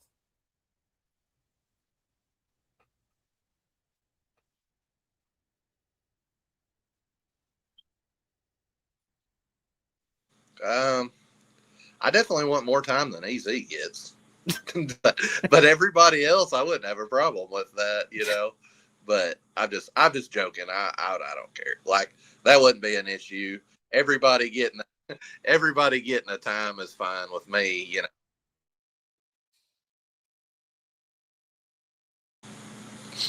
Oh, we got you back. My phone jacking up again. I think Jared's trying to freaking call me, and it throws my audio off. That jerk. Okay. We're He good. does that Can you all hear the me? time. Yeah, we can hear you. Nope. Nope, he's out. Way to go, Jared. Way to blow it for him, you jerk.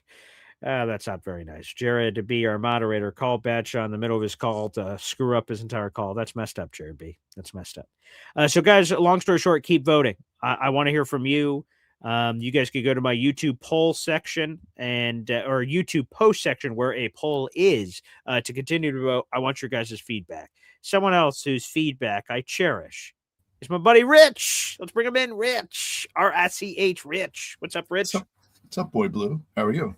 Hey, I appreciate that. I like the Rich name better than Boy Blue, but that's neither here nor there. Snowball, come on, give it to me. What you are the guiding light here. What the hell should I do with this show now? I'm gonna break out of the box. Okay. And think different, as they say. Okay, great. So what if you did an hour show in the morning? Yeah. Right. What time do you work until? So this Bill's job is going to be 9:30 to 12:30, an hour drive back home. I get home at like in a perfect world, I guess around 1:30, 2 o'clock. Could you do an afternoon show as well? Could you do 2 shows? Could you do an hour block and then an hour block later and hit 2 demographics? Like interesting. That's what Jake Assman does, right? Yeah. So, hit your morning guys and gals, and then your afternoon hit them again. Right. Would it just be Boy Green Daily twice? Obviously, the topics would probably be different, but it would just be Boy Green Daily twice, basically? Yeah, it would be Boy Green Daily twice, but now it's twice daily. Okay. I like that idea. So keep it the same. So 7:30, hey, 7:30, 7:30, you don't mess with that. And then you just add a new one. I still like the idea of moving to 7 because you do have a responsibility after the show. Right. So in like Johnny Boy was saying, right? And people in the chat were saying, what if there was snow, right? Yeah, right. That's right. So you can do that. My other question is this: with the show with the Bills, is there the opportunity? Can you do that remotely? Cannot, unfortunately. That is a physical in the building job. That would obviously unlock all kinds of things because then I wouldn't need the hour drive anymore. I could just do it from here. And then when this is over, I could just, in theory, beep, boop, bop over in the same seat and just have a Comrex or something here to be able to work it. Unfortunately, it is a physical in-person job. All right. Yeah. So that was my thought. An afternoon show, because if you are going to cut it short in the morning, leave them wanting more. Like, and tune in this afternoon when we'll finish the conversation, or, whatever. You'll have another topic. But because I think the callers are a big part of your show. Sure, I think any successful show has a large audience participation, portion of it. So, yeah. And there's, with the Jets the way they are now, there's only a certain amount of information that we can go over, unless they start winning, contrary to what Jake Klein says, right? What a douche, Johnny Boy. You gonna pick that up? Oh, so anyway, like I was saying, I'll call him back. Jesus. So anyway, have you thought about contrary again? Instead of talking about your, I think you should do two. That's two final. shows. Final answer is two shows, morning and afternoon. Okay, I like that. And move it from 7:30 to 7. I think, again, my initial gut when all of this came up, and I was thinking to myself, like, because the job came up, I'm like, oh my God, this is phenomenal. And at first, this job was an afternoon job. And I said, oh, this is perfect. Boy Going Dailies can be whatever time they are, and this is not going to matter. And then I got word, because a lot of stuff changes with this sort of thing, is that they said, it's going to be 10 to 12 now. And at first, I didn't think about it. I'm like, 10 to 12, 9:30, 8:30, shit. And then I'm like, oh God, this is so yeah, I think the more we've talked about it, I'm more in favor of the 7 a.m. But I also think this, and feel free to chime in, is like if weekdays are 7 a.m. because it would behoove this, I think they should all be 7 a.m. I think it'd be confusing to do 7:30 on the weekend, 7 a.m. here. Whatever we decide, if it's 7, 6:30, whatever. I think it should be a blanket wash moving forward. This is it for everybody, so it's not confusing. You agree with that? I agree with you. If you're going to make a change, make a sweeping change. Keep it consistent. That way people know when they chime in. The shows that change times, for me, it's crazy. What do you mean? I never know when it's when you're saying constant like change. when like a live is gonna pop up or whatever. Yes, right. It is confusing. So it keeps you on the edge of your seat, I guess. Okay. I love that idea. I may end up, so I don't stop on a man-child, because our shows in August are going to be at 3:00 on Mondays and Wednesdays. Maybe I could do an evening show. So here's the thing: no matter what, I'm stepping on people's toes. Right? Jake does this 2-show thing. I'm getting copyrighted there. If I go too late, Nick Shine's like, "Whoa, dude, get away!" Or you guys on Fridays are like, I'm going to step up. I'm the morning guy, from what I was told at Gangrene Beach Club. So that may be stepping on some turf. It hasn't stopped other people in the past. That's true. From establishing everyone's throwing anchors out. So yeah, sometimes the tide drifts and the anchor pops out, and you kind of go. I do like that idea though. That's grabbing me. So multiple live shows a day, and sometimes I do that, but consistently. Yeah, or even like I'm not going to give away my time slot analysis, but there are openings in the time slots. So I don't know if you commit time to you have a set time for family, whatever. So that's something that I need to be. I will be honest. Two things here. First off, T-Town Jet on Venmo that went towards your raffle ticket, so I appreciate that. So I want to make sure that doesn't get lost in the sauce. T-Town Jet, you are $13 away from another raffle ticket. You have 2 raffle tickets to our contest. So T-Town Jet out there in the audience, thank you. To your thing about time allotment, I will be honest.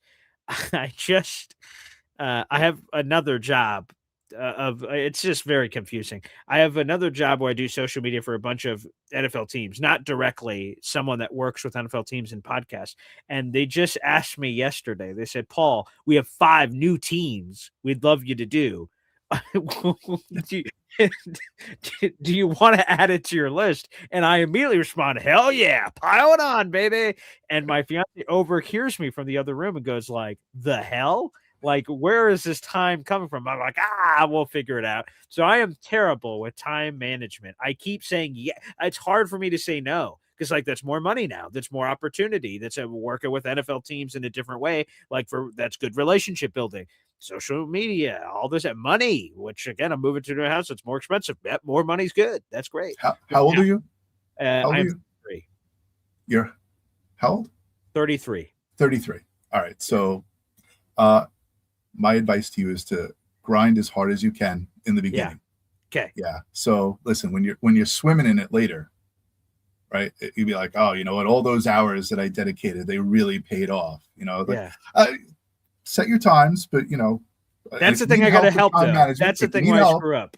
That's the thing where I screw up, Rich, to be honest, is the family time. I don't have time carved out for family. It's terrible. Like, I don't say, like, again, I want to structure it more where especially in this new world where I'm like, hey, I don't care what's going on in the universe. I'm making this up. 2 to 3 o'clock, family. We're doing something. We're watching a TV show. We're doing something. It's sort of amorphous right now. I have a random stop period of time. All right, family, gather around. We'll do something random. All right, see ya. But yeah, to make sure it's consistent with 2 children, my fiance, and everything going on, that's something I struggle with, candidly. I need to focus in on and get better for sure. With the flickering lights, have you just thought about maybe changing the bulb? You know, maybe it's just the bulb, dude. You know, maybe I was going to come in and just be like, boy green, come into the light. Yeah, hello. Yeah, right? I've changed all. There is 1, 2, 3, 4, 5. There's 5 bulbs on this chandelier that's hanging, but they're all different kinds. I don't like looking at the light because my eyes are sensitive to the light. But there are 2 LEDs. There's 2 old school, and then 1 like watt bulb, like you'd see in Einstein's lair. So I sort of have a very confusing, and I don't know what's going on. Like a Stranger Things, a Demogorgon has walked in. Change them all to the same bulb, will you? Okay, yeah, I guess that's it. That's probably the problem. Give that a shot. I wrote things down. I was in before I came out. Now I'm ready to get. Jamal Adams. Oh, yeah. We just got over the Geno Smith stuff. Yes. Like that was a circus, a little bit of a circus. So no, Jamal Adams. You're good. I don't like people who beg online. Like that's crazy. You know, like they put it out into crazy. Yeah. How many other NFL players put it out into social media that they want to play for another team? Does that happen a lot? I don't know if that happens a lot. I don't remember hearing anything about any other NFL players who like are campaigning for another team on. That's ridiculous. Yeah. I don't like the way he left. He can stay gone. It's finally quiet again. It's quiet. Yeah. So, yes, and that's it. That's all I had to say. Okay. Well, I'm done. I will say on that part, on the Jamal Adams part, I get it. For people that don't want to, for people that don't want him back, I totally understand why. It is weird to see begging. I don't know what else to call it. Like I'm seeing on Instagram, Twitter, everything. He has interacted. People who are criticizing how his tenure went with the Jets. He's like, he's getting into some very passionate conversations on social media. It's interesting. I think in an overarching sense, I do believe that his run with the Jets, which included first team all-pro level stuff, I think people, because of how it ended, but hey, that's life, man. How things end can sour the taste of what it was. I do believe that a lot of Jet fans forget how impactful he was. However, it's forgive but not forget. Like, okay, Jamal, you have repented for your sins. You've said that, you were a real jerk with how it all ended. And I think 2 things can coexist. We can accept that and say, hey, man, you're a much more mature person here in 2026 than you were 6 years ago. God bless. But that doesn't mean the handshake that I'm giving in this God bless scenario means welcome back. Yeah, I that's part of it. I can't forget, Jamal Adams stealing Daniel Joe's lunch. He just basically like put his hand in his pocket, took the bowl away. I've never seen that before. That was cool. Yeah. And I mean, he was a great player. He was beloved. I remember going to games and he would run around the stadium before the game and he would like sign autographs and everything. Oh, yeah. Do. After the game, he would sign autographs for everybody. New York loved him, and then he just basically took like the biggest dump on everyone's head as he left and smoked a cigar and celebrated it on social media. And that the was old Cleveland steamer. Yep. It was disgusting. So, and then driving around like parking lots in Dallas, Yes, right. Go, Cowboys. Yes, that did happen. Yeah. That all happened. It all happened. Yeah. So we don't forget. So, hey, by the way, yeah. Look at this. Maybe you could help us with this. Get ready for tomorrow. But Jared B. gifting a Boy Great Coffee Club membership. A singular dollar away from a raffle ticket here at $24. So thank you so much. Who'd this membership go to? Rich. You know what? I'm so unprepared, honestly. I can't even help you because I turn the phone off. I usually keep track on the phone. That's okay. Yeah, and I hear. Yeah, that's all right. Let me see. I think I have it in front of me here. It went to Frankie Costantino. There you go. See, you said it before I could even get in there. There you go, Jared B. You're a singular dollar away. You have the rest of July to send in that buck to officially get a raffle ticket to the contest. So that is terrific. So, okay. Yeah. I like your idea. So 7 a.m. no matter what, for sure, to create more time. Because again, it's going to be too tight. Like, think about it. If I keep it at 7:30 and there's snow, it's a 40-minute show. Like, and I get it. When this Boy Green Daily show first started, the idea that I sold to my bosses at Heavy, who at the time were supporting the show, and helping with it, I sold them a snack size show of 20 or 25 minutes. That's where this show started. The pitch was, hey guys, look, it's snack size. It's great for everybody. Just a quick bite. And then, and it grew bigger. So, yeah, I think you're right. I think 7 a.m. will give some breathing room no matter what, weather situations, any kind of situations. Yeah, I think you're right. I think 7 a.m. We'll see with the continued votes, but no, that's a good thought, Snowball. All right. Thank you for calling me Snowball. You bet. PG, see you tomorrow. Yeah, I will be there in the morning. Great. It is my plan to be up and ready for the show. Okay. Any idea what the topic will be? Can you Yes, actually, I've set a live show right now. The live stream is up. It hit me yesterday when I was driving to the radio station. We'll see if that remains the topic or if that show gets kicked to another day based on some new breaking information. But Rich Eisen is doing a new segment on his show. It's called 4 Downs, and he gives his 4 biggest questions for every team in the NFL heading into the season, and he's doing it in draft order. So Titans, or not Titans, who the hell? No, Vegas. They had the number 1 pick, Jets, Cardinals, and they're going in order as they're going down. And they did the Jets version of the show, and he had his 4 biggest questions. I said, interesting. That'd be a cool thing to kick around with old Rich and old JB Money. And so right now, that is the show topic for Manana. So it's a quick 9-minute video if you guys want to go watch on the Rich Eisen Show channel where he debates and talks about his 4 questions. But I will re-release the 4 questions. Here's first down. It's this. Guys, what do we think? Second down, it says third down, fourth down, etc. I will do my homework, Sensei. Excellent. Thank you. I love that. As he said that, I was like, wow, what an intriguing way to describe that. He didn't give me a heads up that description was coming on the show. So I said, that's interesting. So yes, I will continue to be your sensei. Sensei Boy Green. There you go. Rich Sun. Snowball Sun. Snowball Sun works even better. Snowball Sun. 1,000 thanks. You're welcome very much. See you tomorrow, Rich. See you, man. There he is. Rich, join us here on the show. All right, let's go to the phone lines.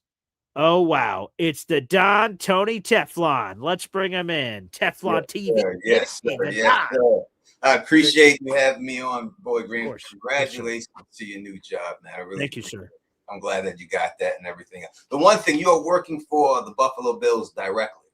No. So it is indirectly. So I believe how it works in the layman, or as layman terms as I can get, is the Buffalo Bills have united as an affiliate with my radio station, which is an affiliate of a couple of different New York brands.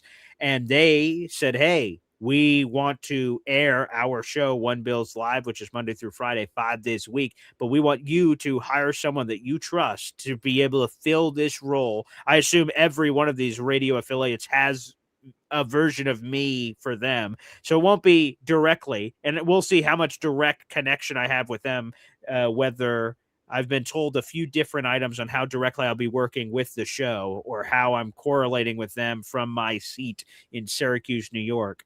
But no, it will be somewhat indirectly with the Buffalo Bills. Correct. It makes me nervous. I know Jake does work for ESPN, but it's a national organization. Right. You're doing a Jet show, Right.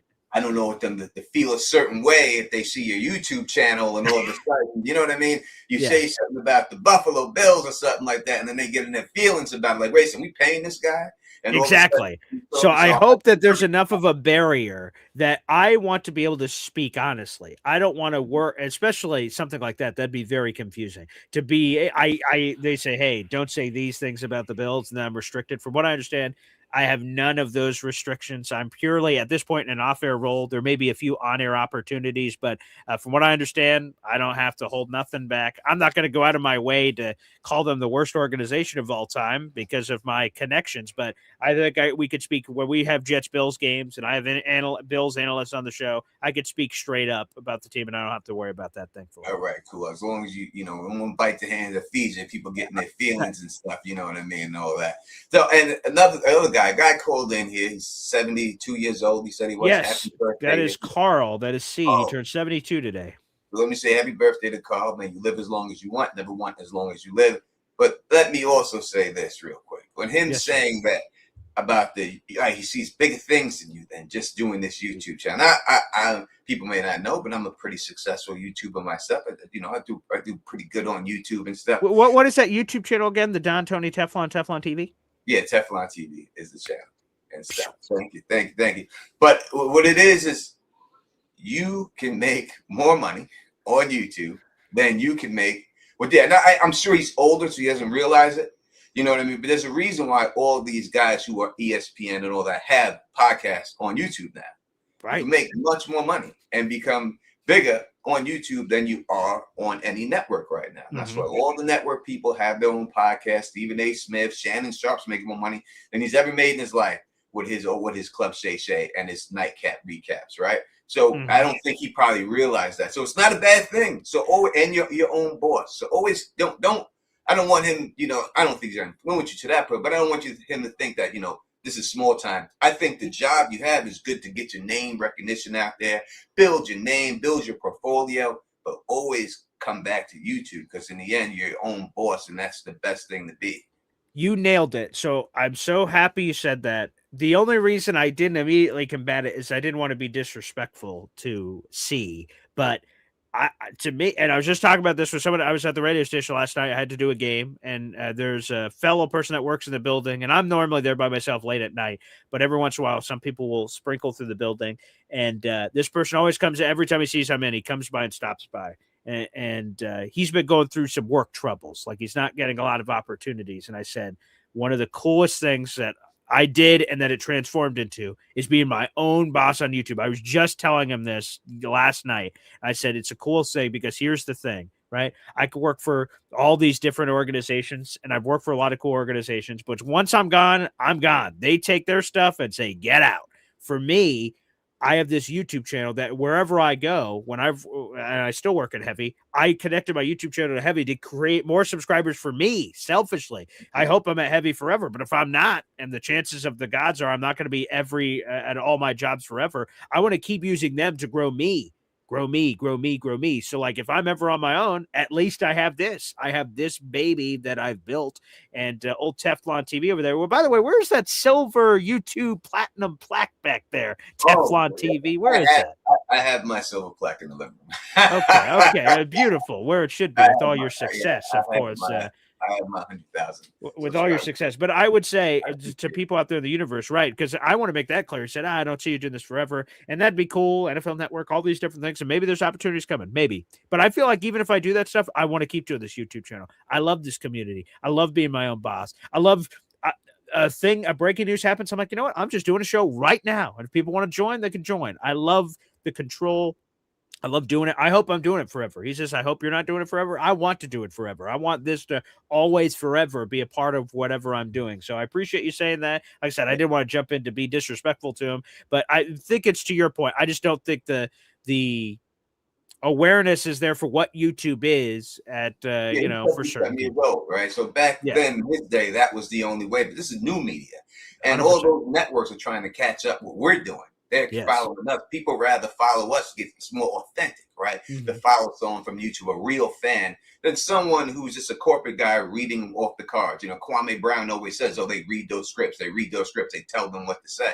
Here, you say what you want to say. You are your own boss. And the number one thing I tell anyone ever does want to start a YouTube channel, the best thing I would sell to them if they want to do it is that it gives you the ability to live anywhere you want in the world. With a Wi-Fi connection. You ain't stuck in the area because of your job, which many people are. You know what I mean? You're stuck in this place because of your job. You can live anywhere you want as long as you got a Wi-Fi connection. And that's the most. I know guys. A guy I know, Dante's Boxing Mason. He moved to Thailand. I know another guy who lives in Vietnam now. They still do their channel. They still make their money. But it's just a blessing to be able to just to be your own man and just go out on your own and stuff like that. So that's what I would say about what's great about YouTube and everything. But and this is the Jets channel. I would say, I know a lot of people are concerned about the quarterback, Geno Smith. That is the least of my concerns. Oh, okay. I am not worried about Geno Smith unless he gets injured whatsoever. I believe that Sam Darnold is not that much better than Geno. He just got behind a really good team and won the Super Bowl. He didn't do nothing special in that Super Bowl to win that Super Bowl. No, definitely not. Right? Geno could have made those same exact strokes. I think that's carping on Geno. Like, man, these guys got rid of me right when they were on the upswing. And then that's the most hurtful. Like, I'm helping you climb this ladder. And right when everything is about to click, you drafted the right wide receivers. I just got to know them. You get rid of me and put somebody else in the seat and let them reap the reward. That happened to Buck Showalter, right, with the Yankees. When the Yankees were about to win, and he built the whole team. And then once he got the team built, they get rid of him and they bring in Joe Torre. Now Joe Torre's just the greatest manager in the world. Buck Showalter would have did the same thing. If they would have just stuck with the dude, he would have did the exact same thing. They would have won the next same game. And I think that's what's going to have the chip on Geno's shoulder. Like, yo, I helped you build this thing. When y'all were bad, I was building it with you. I was building with you. You drafted the right receivers. I got to play with them 1 year. Then you get rid of me and you bring this other guy. He looks like this great savior. Geno could have did that. Because you don't need a Pat Mahomes. You don't need all these guys. Daniel Jones wasn't no great quarterback. It was a team. There's a team around him. And the team, the guy was, 6-1 with that team? It's the team. You just got to be accurate. Number one thing about a quarterback is accuracy. That's what Chad Pennington was great at. He didn't have the arm strength, but he was accurate as a mug. Now, that's what we need. Geno is one of the most accurate quarterbacks over his career, and I don't think that's going to be the issue here. I think he's going to be able to put the ball where it needs to go. He knows the offense. He's going to be – and it comes down to, like Baker Mayfield, and it's all about the fit for you in that offense, right? Rich Gannon wasn't shit, right? He was decent, Kansas City and all that. But when he got with John Gruden, it clicked. That offense worked for him. All of a sudden, he's winning MVPs now, right? So it's all about that right fit for that offense for that quarterback. And if you have that, then that's when miracles and everything starts happening. I think that this could be the fit for Geno in this style offense with double tight end sets, little throws right here where he can take the chances and then go downfield and everything else like that. So the least thing I am worried about is Geno Smith. Number one thing I'd be worried about, is probably Aaron Glenn in the end. Got to see what the man's able to do. I want to see him do great. I'm hoping he does great, but I got to be. There's no way not to be concerned about his play calling. But I think that he has another head coach on the sideline with him that he could run stuff past and help him. Like, yo, talk to him like right before this play. We're gonna call a timeout right after this. All right, you got it. Boom, boom, boom. You think we should do this? That he could bounce stuff off of, I think is gonna be great for him, and I think he'll have the ability to do it and everything else. So, not worried about Geno Smith whatsoever. I think he's going to be great. I think the Jets win 9 games this year. I don't see us winning less than that. I don't see it. I think it could be more because a lot of people are thinking about these teams like, oh, the Patriots are going to beat them automatically, and Buffalo is going to beat them on. Patriots had the easiest schedule I've ever seen in NFL history. And I tell you what, if the Chicago Bears had the Patriots schedule, they would have went undefeated. I could see them winning every game. They would probably went undefeated with that schedule. And the Rams would have probably went undefeated with that schedule that the Patriots had. Right? So is it that the Patriots are so good or is it the schedule was so easy? I say it was easy. The schedule, I don't think they would have beat Denver if they would have had their quarterback. And Definitely not. I don't buy Denver being that great either. We had them beat a couple of times when we played them. So, and we had nothing. We had 0 and we had those teams beat, right? Especially overseas and all that. So if we could do that to them, with the little stuff we have, there's no reason why we cannot rise all the way up this season. I think people need to just start putting that positive energy in the air and not this negative energy. We got to put the positive energy in the air. We can do this. We can get this done. The Jets, I'm thinking about the Knicks. The Knicks, the Jets can move all the way up, make the playoffs this year. I know it seems inconceivable. No one's going to pick them, but no one would have picked the Patriots before. No one would have thought that Tampa Bay was going to be good with Baker Mayfield, with Todd Bowles and them. No one would have seen that stuff coming, but it happens once you get an offense and a quarterback that fits that offense. And I think Geno Smith fits this offense, and I think we're going to be all right this year. And that's the way I feel. But thank you for having me on. As always, my brother. Good luck to you. And yes, that guy is right. Marry your wife. Marry this woman already, man. Yeah. Get it done. He put you on the spot. This guy's supposed to be he put you on the spot. You get married, Paul. Yeah, come on. When's the time? Do something to make her leave you? Oh, what are you gonna do, Paul? Do something to make her leave you? This guy's over here putting you easy. Put me in front, man. This is not the wingman, bro. That's it now. I don't know what's going on there. He's got to learn how to be a better wingman, all right? I appreciate that. Yeah, thanks for having me, brother. I appreciate you. Thanks, Don. Great to have you back on the show. The Don Tony Teflon, by the way, Teflon TV, 110,000 subscribers. He's got that old silver platinum, YouTube plaque somewhere in that house. That's for sure. You mentioned in the living room. Very nice. Number one Austrian Jets fan gifting a Boy Green Coffee Club membership here on YouTube. Appreciate you.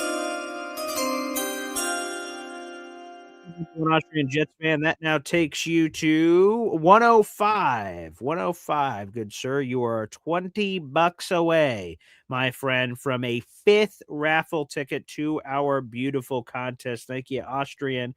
Appreciate that out there in the audience. One last plug for this beautiful giveaway that's going on throughout the rest of the month of July, baby. Jets Browns raffle giveaway. 2 tickets in section 118, 2 field access tickets before the game. You get to see the players warm up on the field, and 2 full tailgate passes for all the food by Chef Kevin Gilbert and non-alcoholic drinks provided before the game. It's a $600 plus value. Raffle tickets are $25 a piece. If you have a $25 raffle ticket in, you have an opportunity, of course, to win this prize. The more raffle tickets you have, the better your odds. But if you have a ticket, you've got a shot. You can Venmo or PayPal me at BoyGreen25, $25 or $50. It's 2 tickets, $75, 3 tickets, et cetera, et cetera. Send that in. Give me your first and last name and a good email for you, because if you win, I want to be able to contact you and make this happen. So keep sending in those raffle tickets, everybody, and good luck to those out in the audience. We'll be drawing this winner on Saturday, August 1st. So you guys can continue to stuff the ballot box for the next 2 weeks and change here. What's today, the 18th? Yeah, so it's a little less than 2 weeks. It's 13 days away. So, folks, enjoy. Good luck to everyone out there in the universe on those gosh darn raffle tickets. You guys can always add in your raffle tickets here on YouTube by gifting Boy Green Coffee Club memberships and sending in some action. Jeremy asking, Paul, is the merch shop back up and running yet? We are working on that behind the scenes, so apologies. We've had a lot of problems, unfortunately. We had problems with the initial merch shop. Then we get to this new merch shop and other problems. So we'll keep you guys updated on that. We may have to make some other alterations to fix it. So I apologize for anyone that's wanted some awesome Boy Green merch gear. I want to get it right. I'm sick of all the problems, and I'm sick of it for you guys out there in the audience. So we're going to keep working on that, I promise, and we'll keep you abreast of that as updates arrive. A 3-hour friggin' show here on July 18th. It's beautiful. Folks, like the video here on YouTube. That's a free way to contribute. Hit that subscribe button. We recently surpassed 8,700 subscribers, which is spectacular. And I'm so blessed to have reached that milestone so far. Spectacular. We are 4 subscribers away from 8,710. And of course, overall, we're under 1,300 subscribers away from 10,000, which is a goal I set quite some time ago. Folks, also make sure you guys vote. I've mentioned a few times on the show, I don't want to keep boring you guys with the details, but I have acquired a new job. It's working indirectly with the Buffalo Bills. And great question by the Don Tony Teflon is that thankfully I don't work directly for them. If I did, that could affect how I talk about them. So that's not the case. It's an indirect relationship. So I can still speak freely of the Buffalo Bills as these Jets-Bills games come up. So no worries about that. That's beautiful. But I have a new job. It starts in August, Monday through Friday gig, working with the Buffalo Bills digital show One Bills Live, which is a great honor to work with and around an NFL team is spectacular.